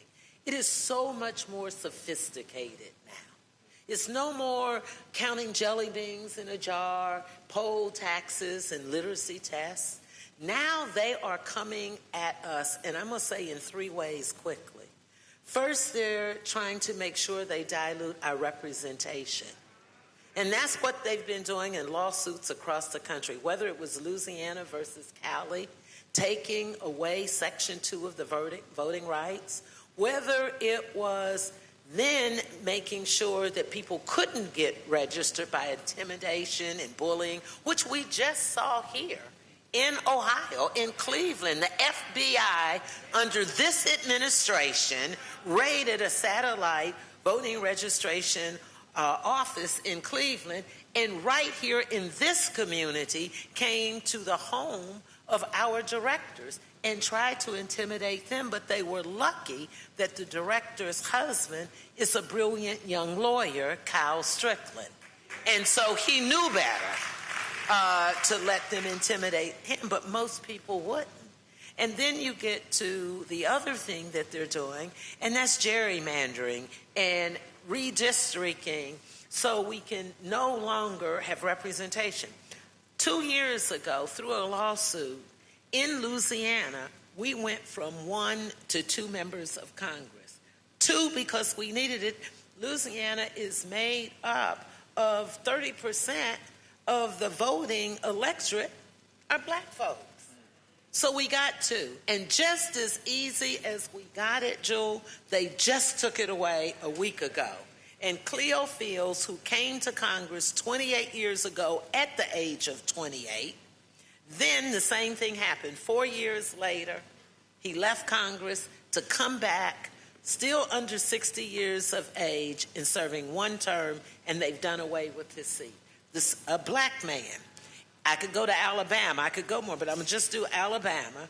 Terry Sewell, who has been the single black representative in Congress from Alabama, fought hard. We got Shamari Figures, black man, lawyer, young, scholarly.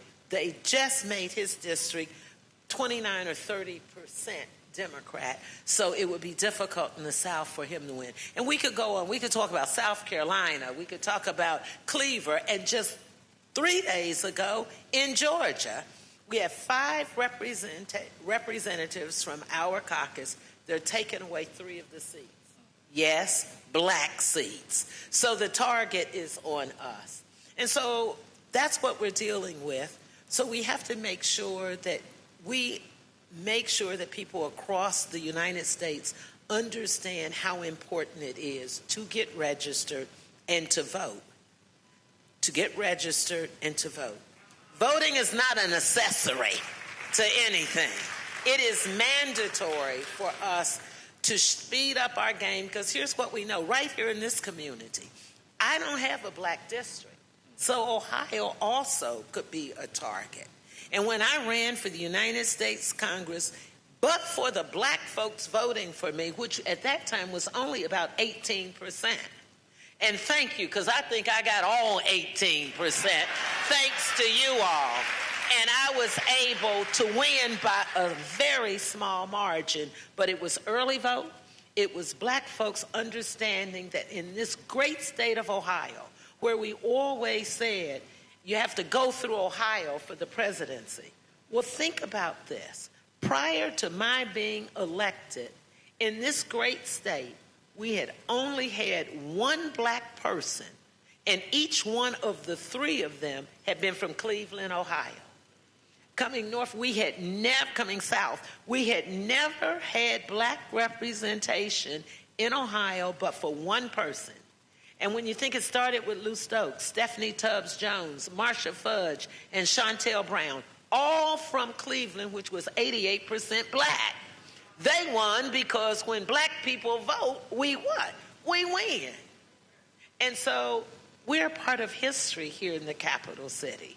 And we can't afford to lose this by not getting registered and not voting. Anything you want to add to that question, Roland? So, always glad to be here, back in Columbus. Always good to be with Congresswoman Joyce Beatty. And so I certainly appreciate coming back. Also, I'm a firm believer about speaking outside of the room. And so just like in previous years, you should be putting in your social media, texting folks. If they're not here, they can actually watch this. Just simply go to my YouTube channel or our Black Stud Network app. One of the reasons why owning is so important is you don't have to ask permission. And one of the things that, we did the All Roads Lead to the South march in Montgomery. There have been other actions taking place. If you go to freedomsummer2026.com, we were there. We actually broadcast from there and streamed it to 50 other platforms because we wanted maximum reach.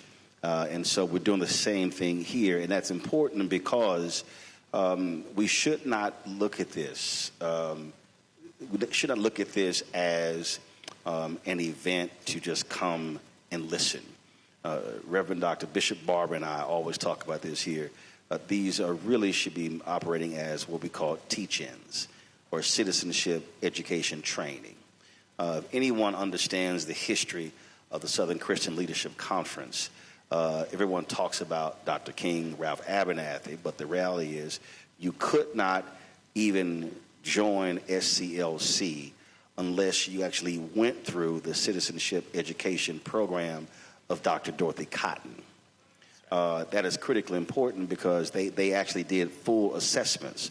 Did you fully understand nonviolence? Did you understand what they were working on?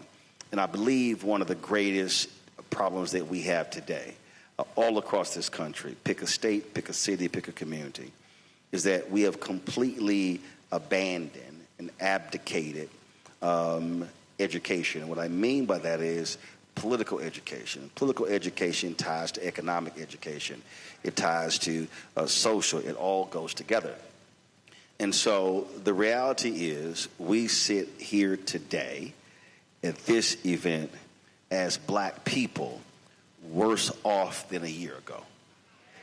And I believe that too many of us are walking around as if we are in a zombie movie, believing that things really haven't changed much.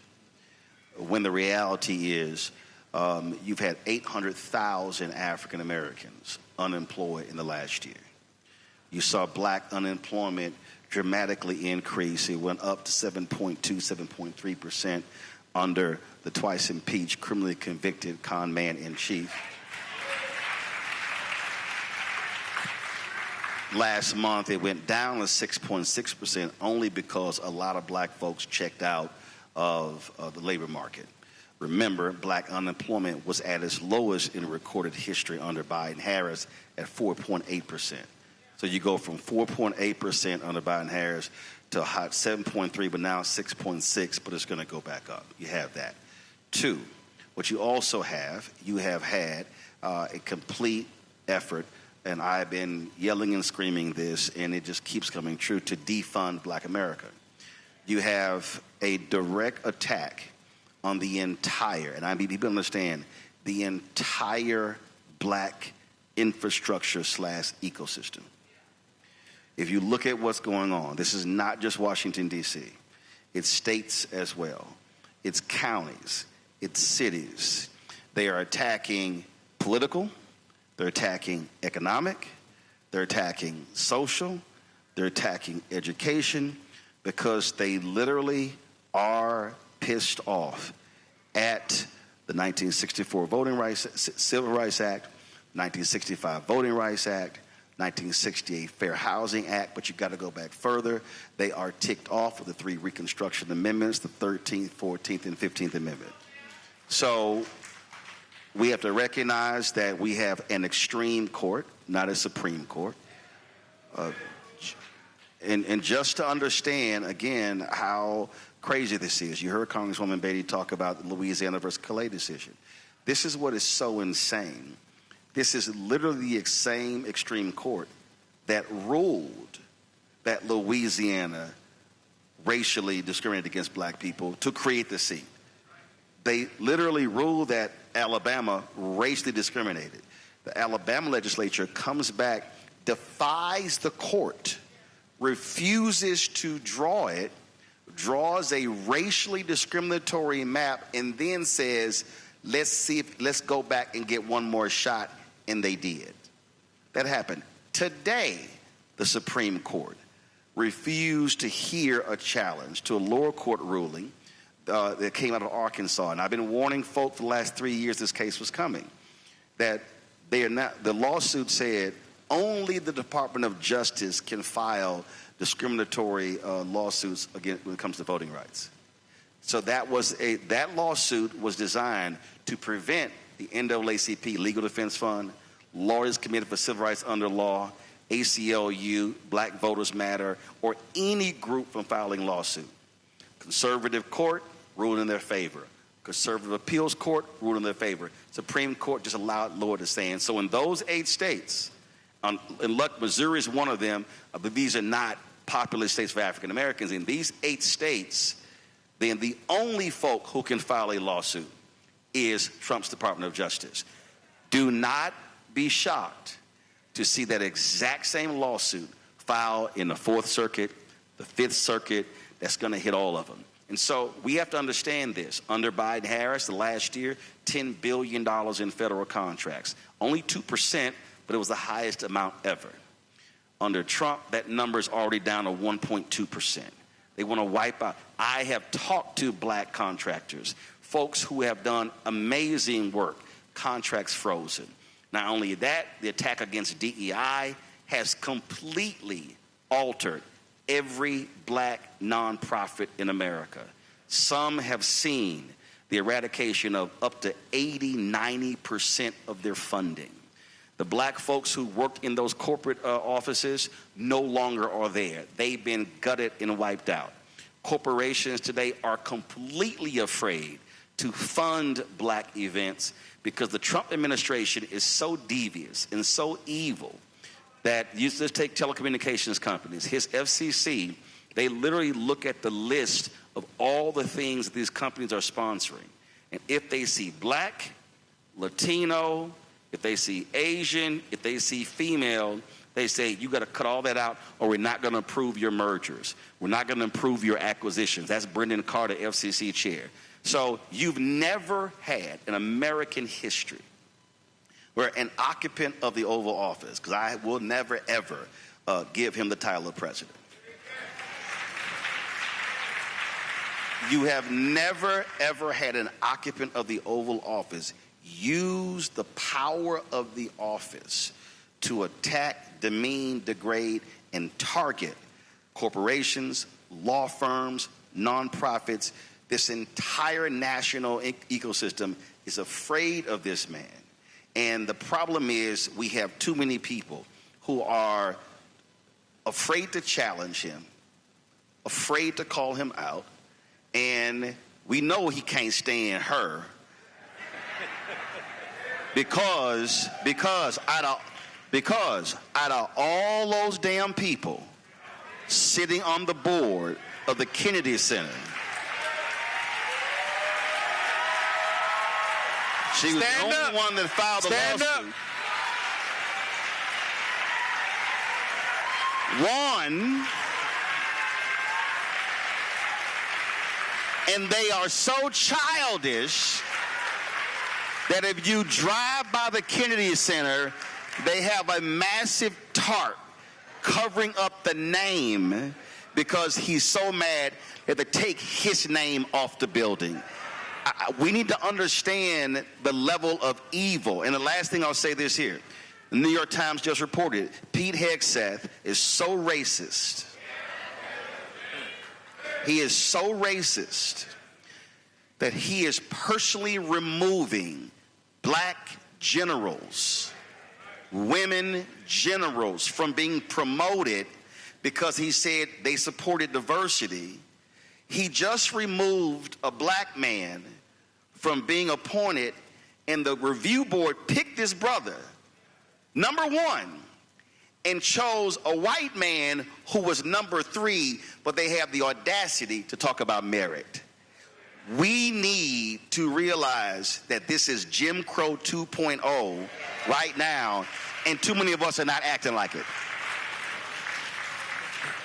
You know, I'm actually feeling like I just want to get out of the way and let these conversations, but... I told you to throw them questions out. Right. So, Congresswoman... No, I'm going to make some comments to say thank you. So 100%. So, Congresswoman, please feel free to, sort of add on to that. But I'm specifically interested, since rolling with national, anything in Ohio that makes you want to talk about the specific challenges and opportunities. You mentioned, for example, what happened in Cleveland. Is there anything that you see that specifically might be something we need to pay attention to about what will be happening here in Ohio moving forward, specifically in the next 2 or 3 years? I think if we go back to what Roland says, it all relates to Ohio. When you look at, let me thread the needle for you. The reason it's important for us to register and vote, because you get the outcomes of who you elect. And so when you want to talk about our black little boys and girls and them telling them that they can't read books like Amanda Gordon, Toni Morrison, First Lady Michelle Obama, because they don't want them to have the hope or the knowledge of seeing that they can be what we know they can be. If you want to talk about health care, but for President Obama, we would not have had the Affordable Care Act. Young college kids wouldn't have been able to stay on their parents' insurance over 26. And everybody in this auditorium wouldn't have been insured because we've all had a pre-existing condition.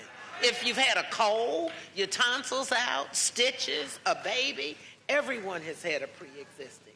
So it's important when you think about education, health care, mental health, when you talk about wealth and economics, it's all on who you elect. And if you elect people because they're popular or they give you a great speech, then you're getting what you deserve. You have to have somebody that's going to give you hope, somebody who is unapologetically black and not afraid to say it, but someone who can dance and walk in every room. Because let me tell you, I left Columbus, Ohio, went to Washington, D.C., to fly to Montgomery, to Birmingham, to be with you in Selma. And let me tell you why it's important. Because we control the federal budget.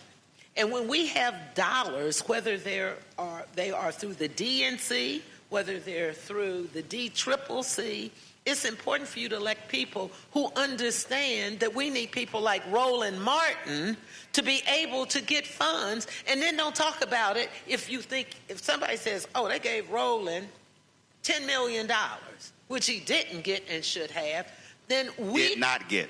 We should not be saying that's too much.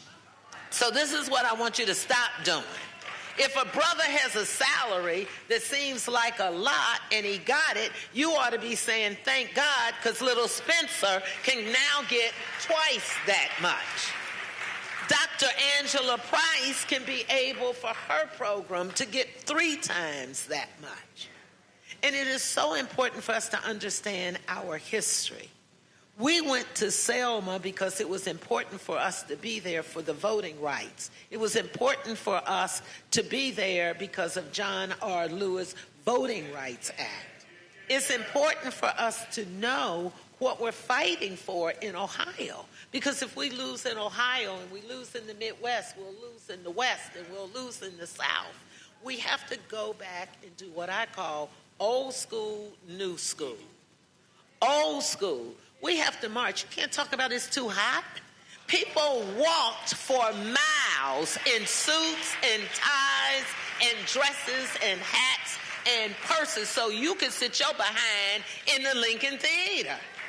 And so you could elect me to go to Congress. So we have to speak truth to power. And we have to not be afraid, but we also have to have hope. And that's what my lawsuit was about. Now, let me just tell you, I know you know your history, so you know who Ruby Bridges is.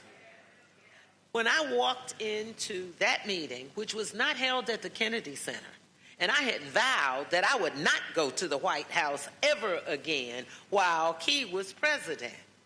But the day he changed the meeting to the White House so it could be on his turf, 41 board members showed up, and no one was in that room that looked like me. And so when the lady sitting next to me, she said, oh, I'm sure you're angry, because we had filed the first of 3 lawsuits. And we won on the first lawsuit. The first lawsuit, I went in with security, sat in the middle seat, and the man chairing the meeting said, by the federal court's ruling, she has to have equal time to speak.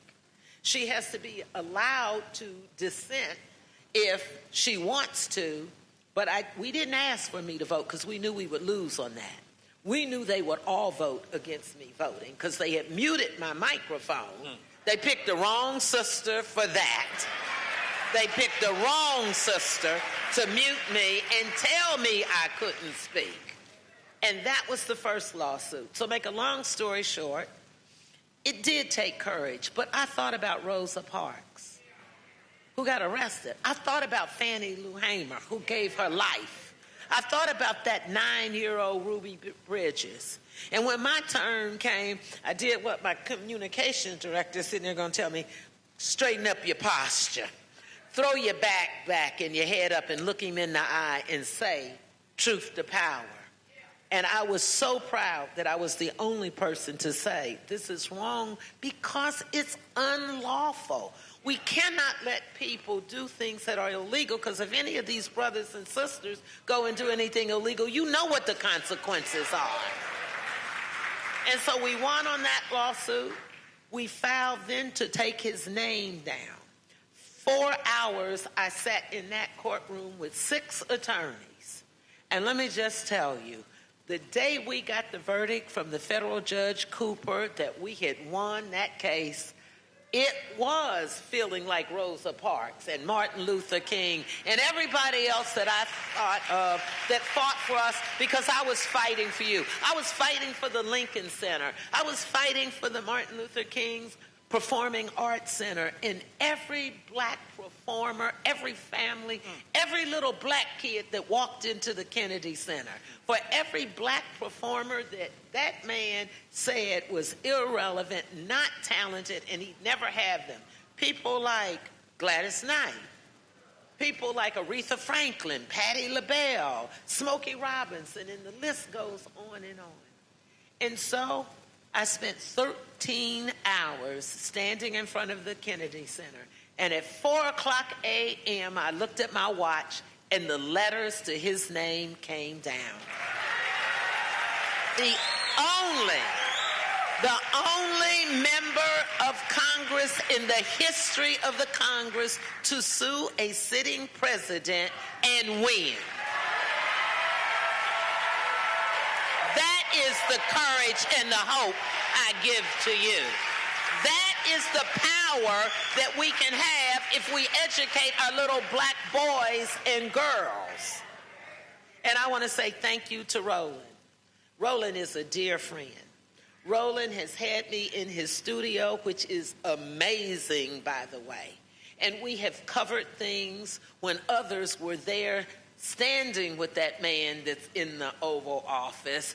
We were in Roland's studio educating the American people. So I want to say thank you to you, Jules, for having the confidence and the courage to let us speak truth to power.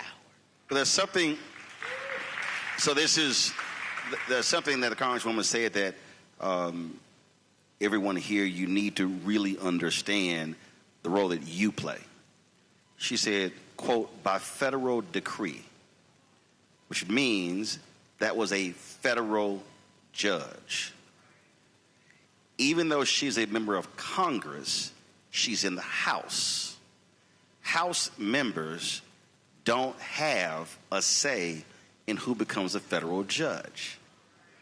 That's the Senate.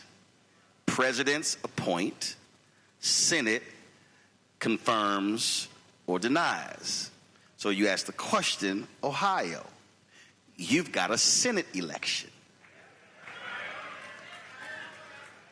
So to understand, you have the 2 oldest individuals sitting on the Supreme Court are Sam Alito and Uncle Clarence Thomas. But I need you to follow me here. If either one of them chooses not to retire, not by November, but by January, because you got to understand, the election could happen in November. Democrats could take back the House and or the Senate. One of them can retire, and I can guarantee you they will move for a confirmation immediately, meaning in November or December before the new Congress comes in. But let's say they don't retire. That means that Democrats can control the Senate, and then they can determine if there's even a hearing. I dare say that Democrats should have the guts, if one of them decides to step down or one of them passes away, to say to Republicans, we ain't going to hold it. We're going to do the same thing y'all did That's right. to Obama and Merrick Garland. But again, you have a gubernatorial race. You've got, on the Republican side, Vivek Ramaswamy, who don't give a damn about black people. By the way, understand he should be thanking black people, because the only way him or his ancestors could come into the country was because of us fighting to change the immigration laws. But follow me here. He has already said he wants to shut down Central State University. So I need you to understand. It's not just your vote. But the question is, and I'm going to go back to what you said when you ran, you said you got all 18%. I need you to understand also why we're losing. 2008, 2012, you had massive black turnout in the election of Obama. The 2012 election was the first time in American history by percentage more black people voted than white people. First time in history. The reason my book is White Fear, because they not only saw that, they also saw the changing in terms of the demographics. They'll be a minority by 2043. So you have to understand, the problem is since 2012, our numbers have gone down, down, down, down. It went up in 2020 only because it was COVID, they expanded access to the ballot. It goes down in 2024. So what does that mean? What does it mean? It means that we simply are not voting our number. Congressman Harold Washington was elected the first black mayor of Chicago because 85% of all eligible black voters voted. There were some precincts by noon, 100% had already voted. They literally were like, can we go home? Why are we still open? And they said, no, by law, you got to stay open. Why is that important? Because we have to look at numbers. We have to look at what's turnout, not percentage, turnout, raw numbers. So when I was here in 2024, I was in Cincinnati, and and I've been telling us the D9 other places. So I'm at a black-owned restaurant, because whenever we travel, we only go support black-owned restaurants. And I'm in the restaurant. A brother comes up to me. He's an alpha. He said, hey, man, we're going to be at the Bengals game tomorrow doing voter registration. I said, why? He said, what do you mean? I said, okay, you're going to be in the parking lot doing voter registration. I said, you're going to be out there 4 or 5 hours. How many people are you actually going to see? He goes, I don't understand. I said, this is what you need to do. You need to go to the Board of Elections. You can go on the website. You need to pull the 5 or 10 largest black voting precincts in Cincinnati. Then look at the last state election and the federal election to see how many people in each precinct were eligible to vote. Then look at how many were registered. Then look at how many actually voted. That's your low-hanging fruit. And then what you do is go door to door in that precinct. I said the amount of time you're spending at a game means nothing. You could literally be impacting 200, 300, 400 in these precincts. The reason Trump controls the House is they won the House in those races by a total of 7,000 votes. See, we keep thinking this is no. 7,000. They have what, a 1 or 2 seat majority. 7,000 votes was the difference in them controlling the House. When you start looking at numbers, a black woman would be the Supreme Court Justice in North Carolina, Sherry Beasley, if she had gotten 402 votes. She lost by 401 votes. You just had an election in Florida. A Democrat was elected mayor in one of the cities there, won by about 12 votes. What you're seeing in Virginia, I think in 2018, there was an actual tie between the two candidates. The name had to be pulled out of a hat, and not only did that determine who won, that also determined who controlled the Senate. So that pulling them out of the hat controlled the entire, who controlled the legislature. So why is that important? We're not voting our capacity. Who votes the most? If you're 65 or older, raise your hand. You are the highest voted. You turn out more than anybody else. If you're 55 to 64, raise your hand. You're number 2. If you're 45 to 54, raise your hand. You're number 3. If you are 35 to 44, raise your hand. All right? Now I want y'all to turn lights up, please. No. Follow me here. Follow me here. Again, 65 plus, raise your hand. Okay? 55 to 64, raise your hand. 45 to 54, raise your hand. 35 to 44, raise your hand. All right. No, hold up. Follow, I'm going somewhere. 28 to 34, raise your hand. Okay, hold up. Wait. 18 to 27, raise your hand. All right, so here's why I just did that. You just witnessed how I started at 65 plus, more hands went up, and as we went down, fewer hands went up. That's actually the voter turnout. There it is. So the issue that we have right now in numerous places, we're not voting our capacity. We're leaving 10, 12, 15, 18, 20, 30, 40, 100,000 votes at home. Georgia had a gubernatorial election a couple of years ago. 900,000 and 1.1 million black folks did not vote. 616,000 North Carolina did not vote. So our issue is we have power that's untapped. We have power that we're not accessing. And what we're doing is we're waiting for somebody else to go do the work, when that is not how we're going to change this. And so we have the ability. What should be happening now, this is June. You've got July, August, September. You should be in what I call the inform, educate, enlighten, and empower stage. There should be every week somewhere in Columbus, Politics 101 at a church, at a community group. Then you find out what's the voter registration deadlines. Now you focus on that. Now once the deadline hits, when does early voting start?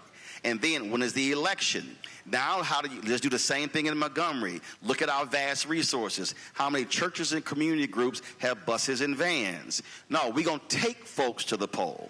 That's old school. Right. So I need us to get out of this idea that this is voter mobilization.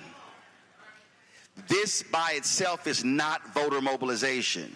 You have to actually talk to people. If a person says, man, I ain't voting, this is real simple. This is all you have to say is, I'm telling you, if somebody said, that stuff don't matter, it's not impacting my life. You have to say, I want you to understand, your birth certificate is a government document. Your public high school diploma, your immunization shots, those are government documents. You went to a public school, your diploma is a public document. If you went to a state college, that's a government document. When you got married, that's a government document. When you get divorced, that's a government document. When you die, your death certificate is a government document. So we have to get people to understand government touches every facet of your life. Exactly. But we have to ask them, what are the 3 things you care about? And then walk them through.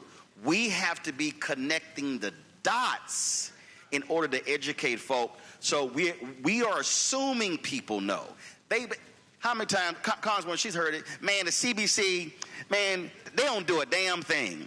Not even understanding that a CBC member can be sitting on a committee and literally can remove a line in a bill that can completely alter the bill.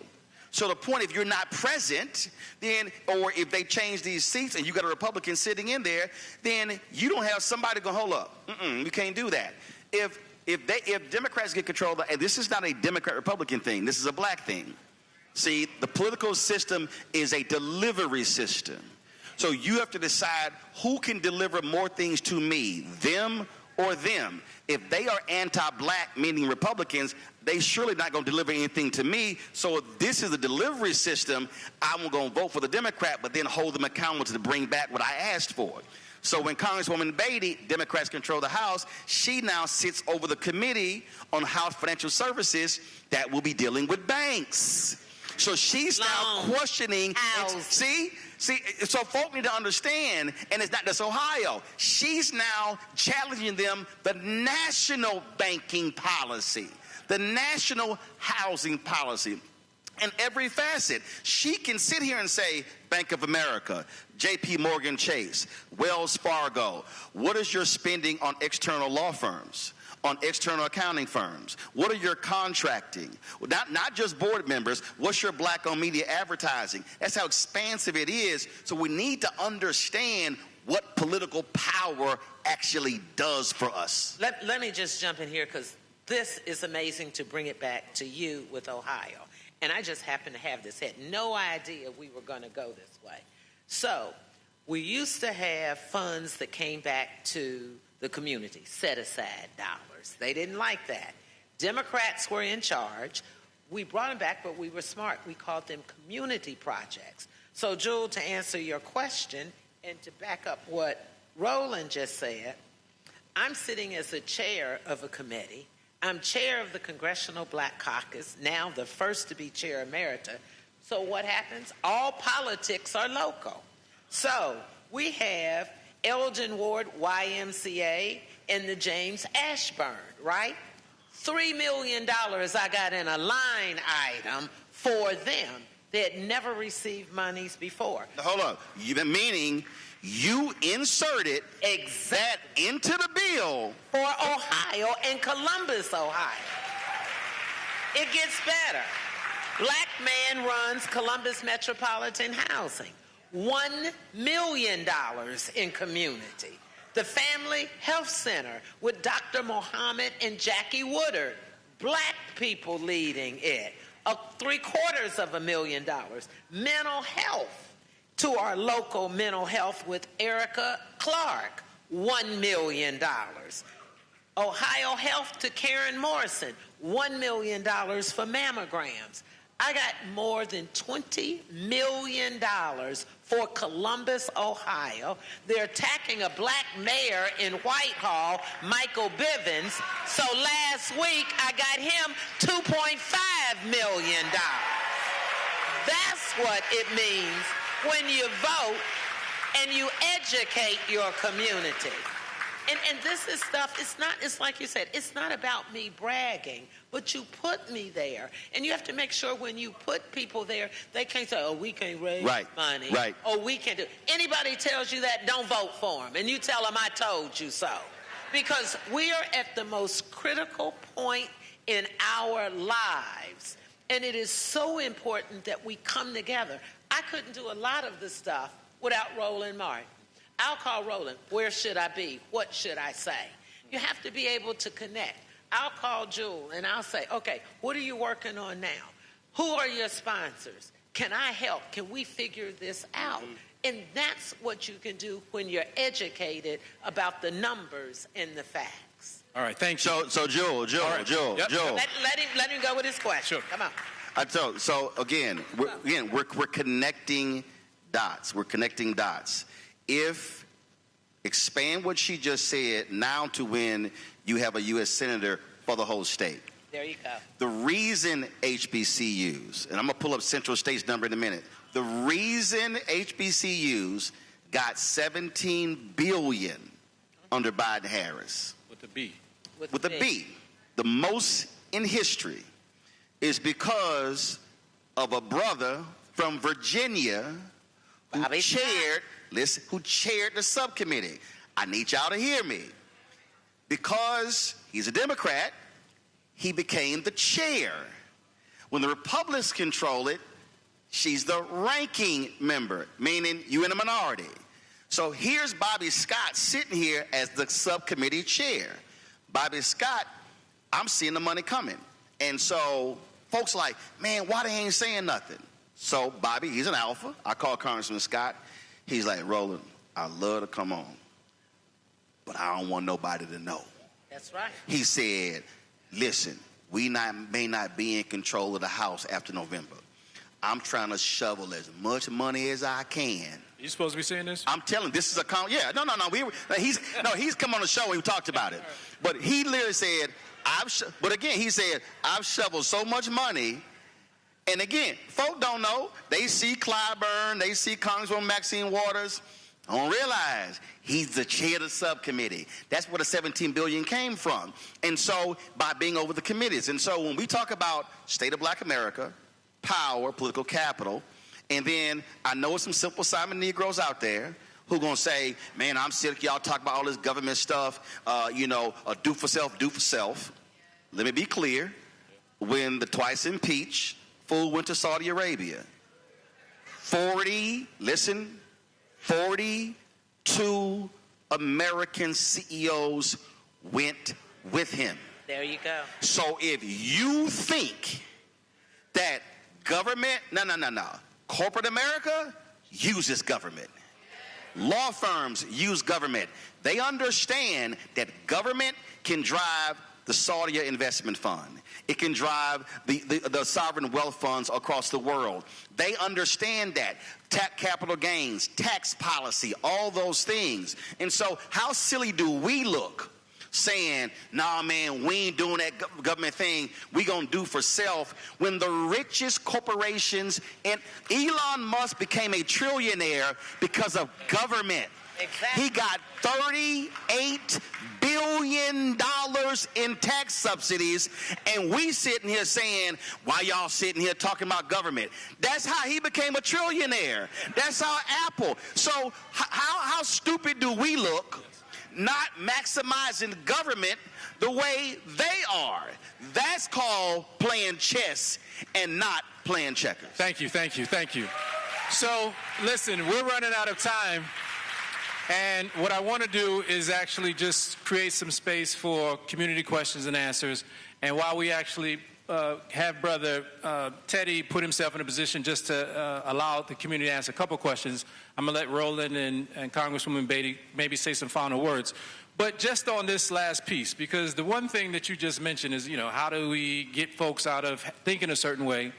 It also just has to do with sort of narratives, like the narrative of, what does it mean to have black faces in high places?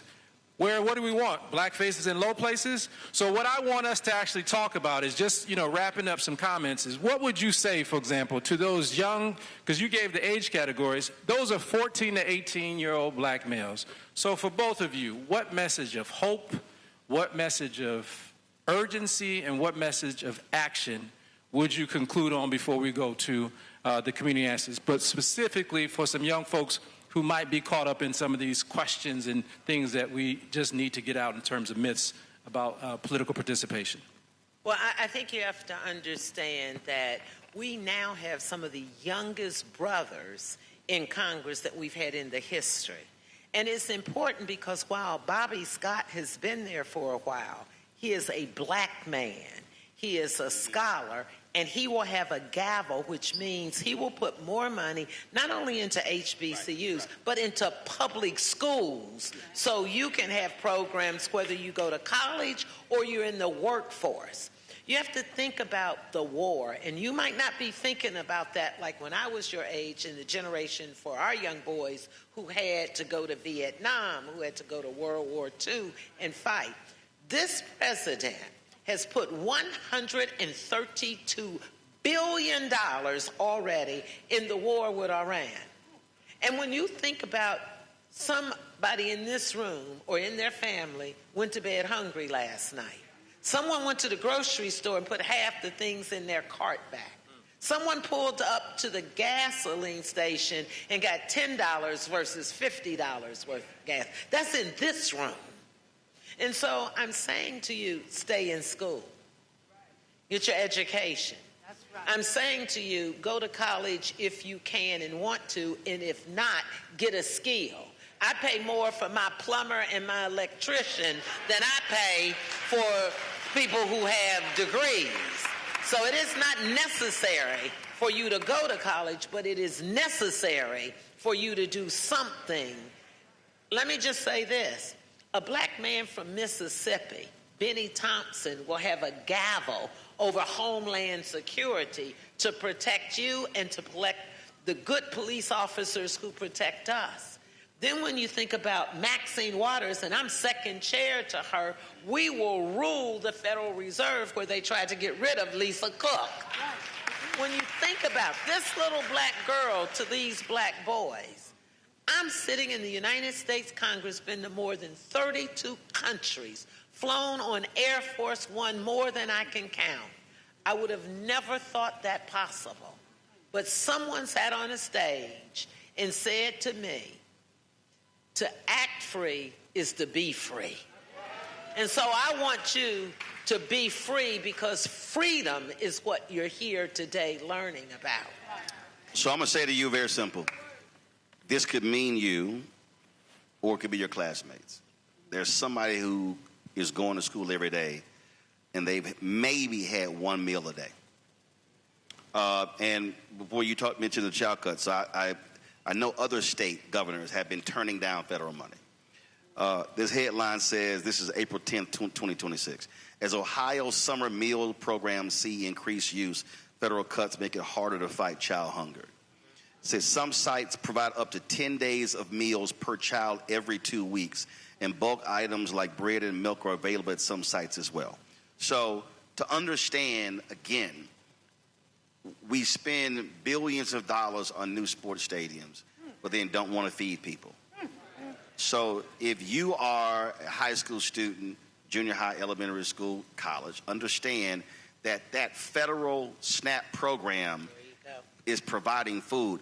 You may have a classmate, and I heard this directly from teachers, you may have a classmate who is completely unruly, who is out of control. But we never factor in he or she could be hungry. So when you have these politicians stand up in these grandiose terms and talk about, oh, we're going to cut SNAP benefits, they are literally saying we're going to not provide food to people. And then they throw out waste, fraud, and abuse, when the greatest waste, fraud, and abuse is in the Pentagon, not in the food program. So what I want you to understand is that the fight that's happening today, I'm 57, I'll be 58 in November, the fight today, I'm not fighting for me. I'm literally fighting for my 9 nieces and 4 nephews. This is a battle for the future of Black America. And I'm telling every single one of you, and I'll be very specific, Republicans today, and there are a few good ones, not many, but Republicans today across the board do not care about the future of Black America. This is a war we are in. We have generals who are providing battle plans in this war. We need foot soldiers. And as I look at every single one of you, there were kids your age who were there in Birmingham, who had those fire hoses and dogs turned on them. There were kids who marched in Selma, who marched other places. This is a war where we need everybody on the battlefield. Let me just say one quick thing that's important to Ohio, based on what you said and how important it is to vote and how important it is as young folks for you to vote. A black woman, a young black woman, younger than you, from Ohio, is the #1 person running to have the gavel in the chair of agriculture. Congresswoman Shontel Brown, because of listening to people like us, she has the courage now. She is not next in line. But what I've been telling people, don't let anyone say to you as young black men, you have to wait. The time is now. You don't have to wait. And agriculture is the second largest federal budget. And that is where SNAP falls under. It also controls that they told me that I shouldn't be voting. I eat Cheerios all day long. A bill came up and regular Cheerios or Honey Nut? Honey Nut. Okay, all right. A bill came up that said poor kids should not be able to have cereal. Yep. And then we had a thing that we were going to pay for the boxes of chickens that they can give you out. You get a 2-pack. We put that on the SNAP. Every person on the other side of the aisle voted against it, said poor people don't need to be getting snacks because they come from restaurants. I am telling you, we are dealing with those kinds of things. And that's why it's important for people to get registered, to vote, and to support this program. Last thing, because he's not going to ask for it. You know, everybody in here has 50 cents or $1 or something. When we have programs like this, we ought to have community sponsorships where we say, we're going to come in here, you get to come in here. We ought to ante up $5, $10, and let it go. It's not going to him. It's going to that corner over there. It's going to that corner over there. We have to start paying our way. And that can be a quarter, it can be $1, because most of the people that raise money through Act Blue for us, they give $2 and $3 and $5. So I'm just saying, thank you for being here. Thank you for supporting us. Thank you for getting registered to vote. And you know I got to give them my tagline. I'm Congresswoman Joyce Beatty, and I approve this message. Love you. Thank you. So I appreciate your time, your patience, and the reality is we don't have as much time for community actions, but let me just say two things. One, Roland has been kind enough to come back here year after year, in part because we support this fearlessness that, you know, there's a common thread with these two people on this stage, right? And we need to support him. So the donations that we're asking for are actually for the Black Star Network and for Roland Martin, so not for male behavioral health. So please scan the QR code. Please donate to the Black Star Network. At this particular time, we're going to take questions, and I'm going to ask you to make a quick comment, 30 seconds, question, or a comment, not, you know, a dissertation. And if you go long, I've asked Brother Dami to hit you with some nice little interruption music, which will be... All right, so if you go a little bit longer, you're going to get hit with that. So we got Brother Teddy. Yes, go sir. ahead. All right, we got Mother Sherry Smith from Columbus, Ohio. Y'all give it up for Mother Sherry Smith right here. All right, she's been standing waiting on you, Congresswoman. All right, Mother Sherry. Okay, thank you. I'm a volunteer with the Ohio Organizing Collaborative, and OOC is the organization that was attacked in Cleveland. Our organization has been fighting for black folks to get registered to vote, and I am proud to work with them as a retired volunteer. The other thing is we have started a group here, part of OOC, called Parents United for Public Schools. We call it PUPS for short. I have been begging, I can't even say it louder, begging people to please get involved, please help. We're trying to help make sure that public schools continue to get funded. Our Ohio legislators, mainly Republicans, have snatched $50 million from Columbus City schools, which are mainly black and brown children. I have to thank you, Representative Beatty. You have been doing so much over the years, and I'm so proud of you. But I am asking our community to do more. I can't. Thank you so much. No, hold on. Thank you. Wait. Let me ask you a question. Yes, sir. How many people are in your organization? In terms of the total organization, as I said, I'm a volunteer. No, I got it. But in terms of like our Parents United group here, I run the east. I'm doing the east side. Just give me a number. I would say right now it's about 12 people. Okay, hold up. Okay, so I want you, at your next meeting, I want you to ask those 12. Yes, sir. To each personally to bring 2 to the next meeting. And we've been doing that. Right, but follow me here. Yes, sir. What we're doing is we're hoping folks show up. Yes. If you do that over a period of 2 to 3 months, you will go from 12 to 48 to 60. This is about a collective action. And so that's how we also have to be moving and operating in terms of challenging folks to say, hey, all I want you to do is just bring 2 people. Now, here's the deal. If those 12 don't bring 2 people, right, that means they're not serious about advancing the agenda.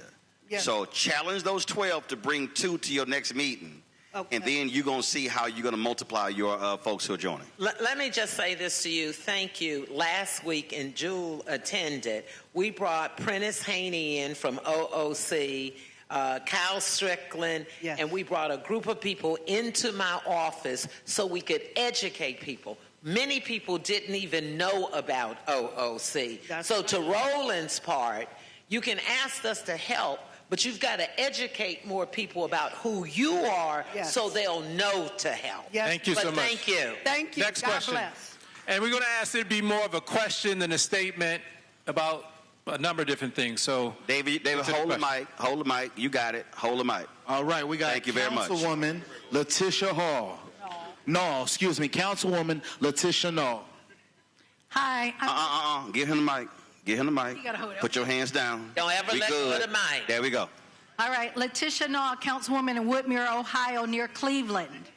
Soror, Roland, I thank you all. I thank you for being here. In Cuyahoga County, May 5th, we had 22% voter turnout. In Woodmere, I live 1 square mile, 55% African American, where there is high voter registration but low voter propensity. What are 2 or 3 strategies to improve voting with those black voters who have low voter propensity in other major areas where money is not an issue? First, have you pulled the data? Yes. Okay. Second of all, what are the institutions in those individual precincts? And third, do you have a coordinated campaign that's going to ward sites and going old school, knocking on doors with registration forms? So if you have church partners, ask that church to say, I want you to draw a 0.25 mile radius around your church, and I want those folks to knock on those specific doors. And then you have to be tracking that. So you're tracking how many doors knocked, how many times they've been touched. Bishop Barber said Republicans touch their voters 12 times. Democrats touch their voters 4 times. That right there is the difference in terms of, because you got to be able to touch them. So take your group, whatever your organizing group is, and now plot your map to say we're going to hit these number of doors, these streets, these blocks, these precincts, in order to be able to drive that number up. Thank you. Thank you. Just a couple more questions. I apologize. We want to be respectful of people's time. So, next. All right, we got this young man right here, Mr. Michael Stevens Frazier. Mr. Michael Stevens Frazier. All right. I'm here with the Ubuntu Summer Institute, and we are currently looking at some 100 acres of land because we want to be the first to establish a all-men's boarding school in the state of Ohio. And my question to you is, what are some ways where we could get the community to kind of back up and truly support this so we can allow this to come into fruition? You say looking at 100 acres of land, meaning you're looking to acquire. Yes. Have you established what the price is? I believe that we're in the works of talking about pricing and just getting everything established overall. Gotcha. So the next thing is you should be looking at doing a community investment fund to actually acquire that. You got massive platforms out there, whether it's GoFundMe or other platforms where you can actually raise capital to actually do that. We complain about gentrification, but we got to realize that land is available. We simply aren't pooling our resources together. And so if you first establish what the cost of the acquisition is going to be and then begin to put that together, driving that website, I wouldn't be surprised at all that you would get support from around the country. Right. But you have to put that together and then put that on that site and now give people an opportunity to be able to invest in your vision. That's, to me, what a lot of people are doing right now. Understood. I appreciate you. Last question. All right. Unfortunately, last question. Mr. Takia Lowry. First, I just want to thank you, Joel Woods. I remember that name. I remember you, too. Thank you for your counsel and your information. And also thank you, Congresswoman Beatty, for your representation. Thank you, Roland Martin, for your information that you brought to the black community. I want to know, what can we do with regards to what DOJ has done to decimate the black women that have been in the workforce, working for the federal government? How do we reverse some of this damage that has been done to our community in the short 2 years that this man's been in office? Can this be undone, or are we looking at a 50-year generational fight? It can definitely be undone, and it's going to go back to the first thing. You can only get people out of office if you register and you vote. And history is at a time of repeating itself. There's no way that we should not take back the House. will have the first black man to be Speaker of the House, the third most powerful person in this country, Hakeem Jeffries. If we do what Roland and others have said and we take back the Senate, Ohio will make that difference. And the way it works is 2 years from then, we will have a presidential election. And if we then, as history tells us, it should be a Democrat, we will then have a different administration who will restore everything that's done.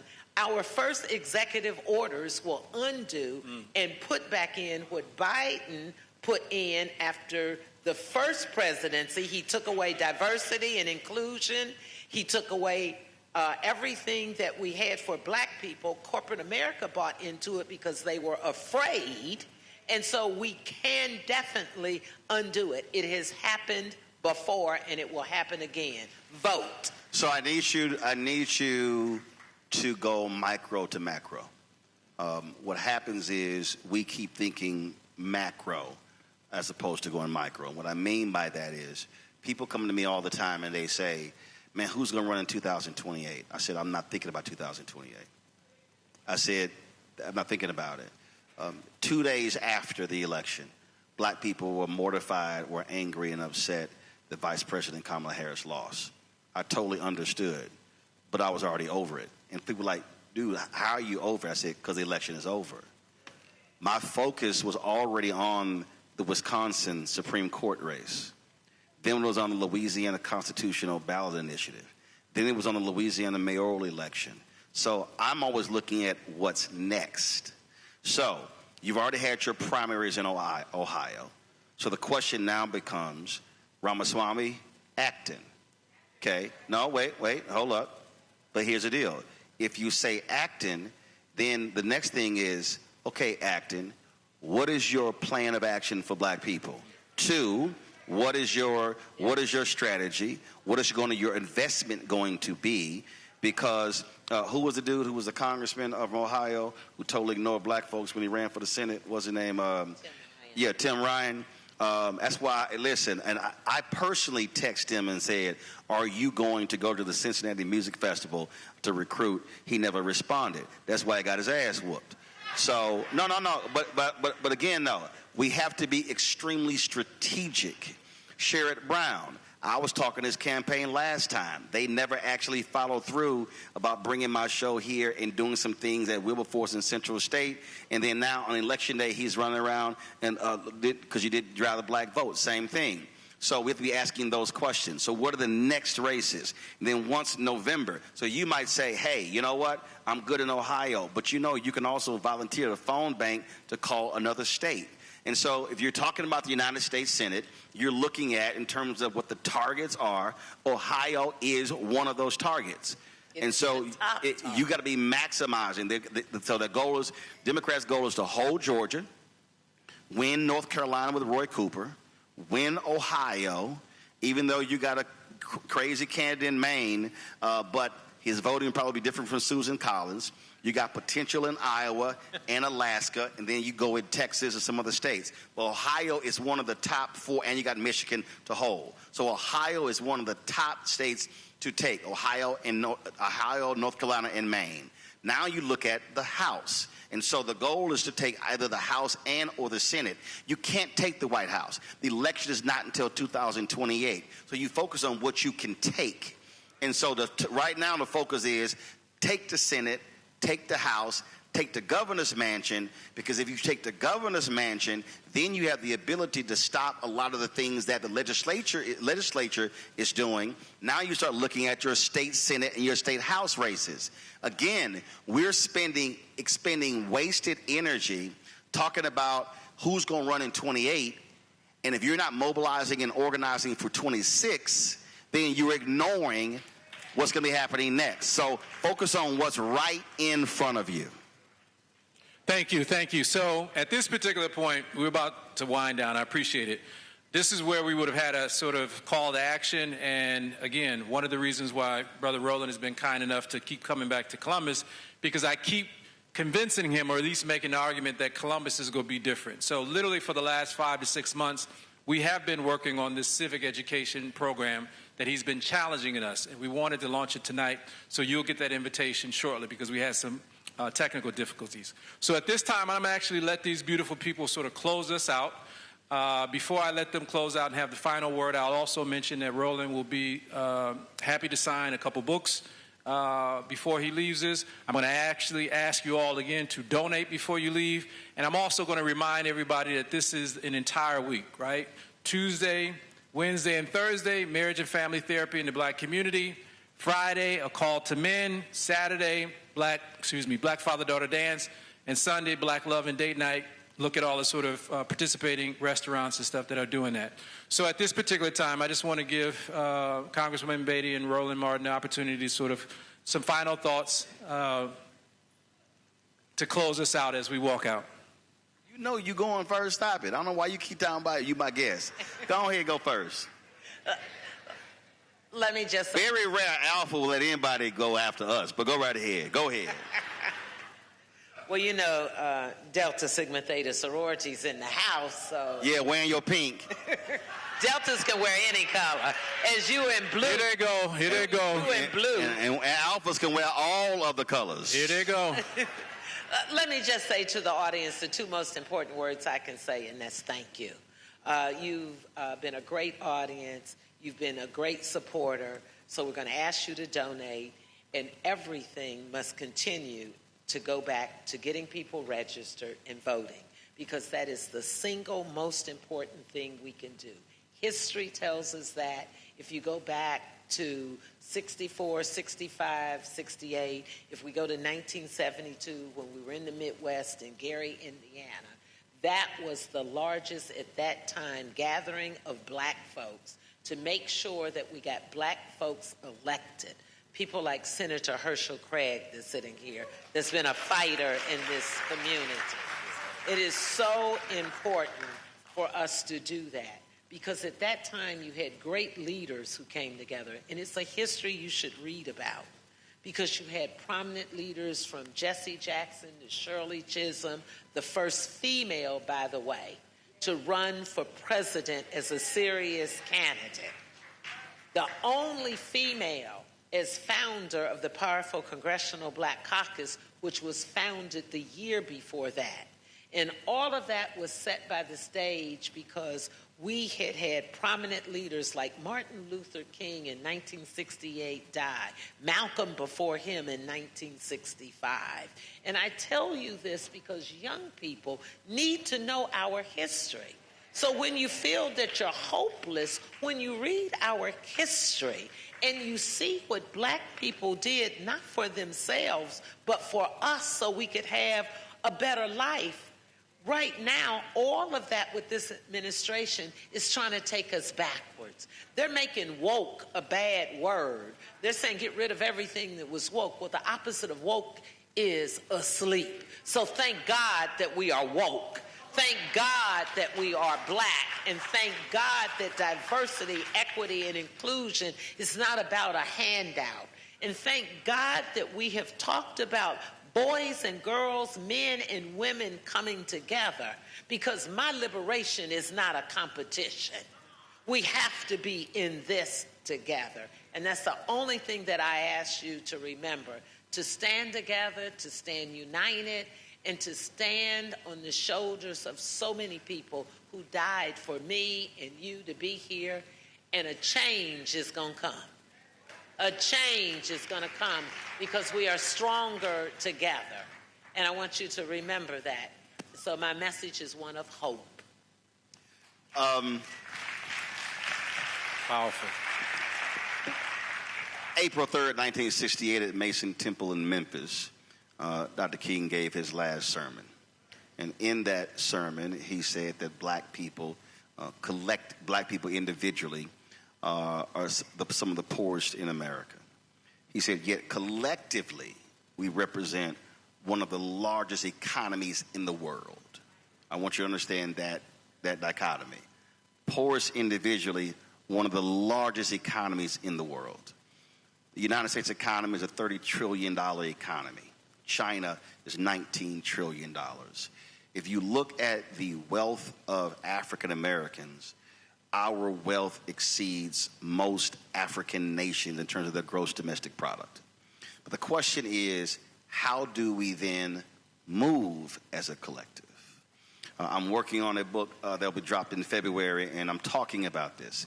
Where Dr. King, in his book, Where Do We Go From Here, Chaos or Community, he said there were 4 institutions that were primed to liberate black America: Negro Church, Negro Press, Negro fraternities and sororities, and Negro professional and business organizations. He said, yet none of them have collectively given their all to liberate black America. Where we are today is that too many of us are fixated on being entertained. When someone comes to you and they said, man, preacher, man, he preached a sermon, I want you to ask them, what was the scripture? If they only tell you about the hoop part of the speech, that's the feel-good part. But the basis of the sermon is the scripture. If you can't name the scripture and the points, then you didn't really pay attention to the sermon. You were entertained by the hoop. So where we are now is that when we have these gatherings, we come, we gather, we take selfies, we post videos, and we say, man, it was a great conversation. But how many of us then say, what am I going to do tomorrow to do the work? You heard me earlier say that we have generals, but we don't have enough troops. I always think about Nehemiah. Nehemiah wept when he learned that the wall had crumbled. And then when the king said, go check on your people, Nehemiah surveyed the wall. Nehemiah surveys the wall. He comes up with a plan of action to rebuild the wall. But the critical part is that he goes to the people, and then the people said, let us rebuild. What is happening is that today we are asking the Nehemiahs to come up with a plan and for them to rebuild. We are not accepting the us part. And so then when you keep reading that, you see that there were haters. Haters said, y'all can't build that wall. That's haters saying, y'all can't register low propensity voters. Y'all can't raise money together to pay for this. Y'all not going to be able to do nothing to raise the money for the 100 acres. Nehemiah said, ignore the haters, keep building. Then as you begin to make progress, and all of a sudden the haters said, oh no, we got to stop you from proceeding. Let's be clear. There are going to be some black haters trying to stop what we're talking about. Those black haters will be Democrat or Republican. Those black haters will be male or female. It does not matter. And so Nehemiah said, keep one hand on your weapon, but keep building with the other hand. The beauty of that, and other people talk about Nehemiah, they get excited because the wall got rebuilt. No, I get excited because the book lists the names of the people that built the wall. What I'm saying to you is this here.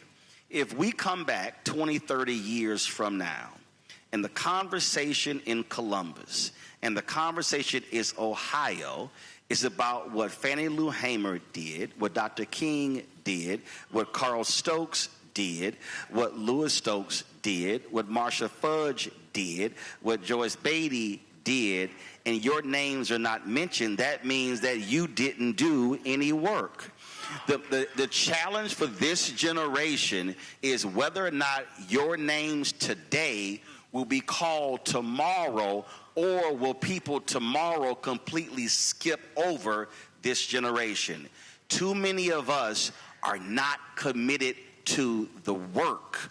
We want the attention. We want the acclaim. We want all of that, but none of that stuff happens without the work. Your homework, your challenge now is, what am I individually going to do leaving here?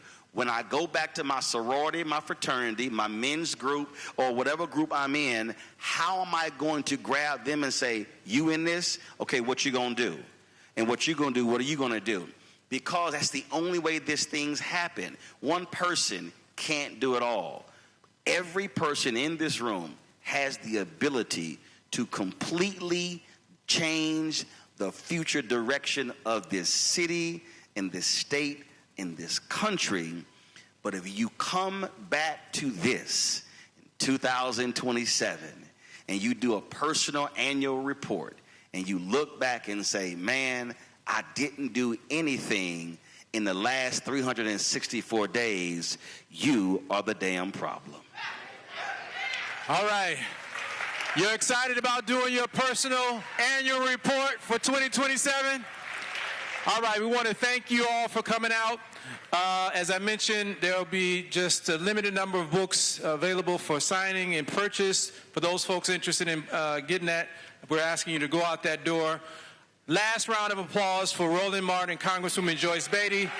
Thank you all for coming out. We'll see you at all the other events throughout Black Girl Dad Week. Dami, go ahead and hit them. And hold on one second. Congresswoman Joyce Beatty, we want to, Congresswoman, she can't hear me. All right. We just want to give you this award. Brother, again, this was the Bell Hooks Award, showing this love for both black men and black women. And let me put this down and get a hug.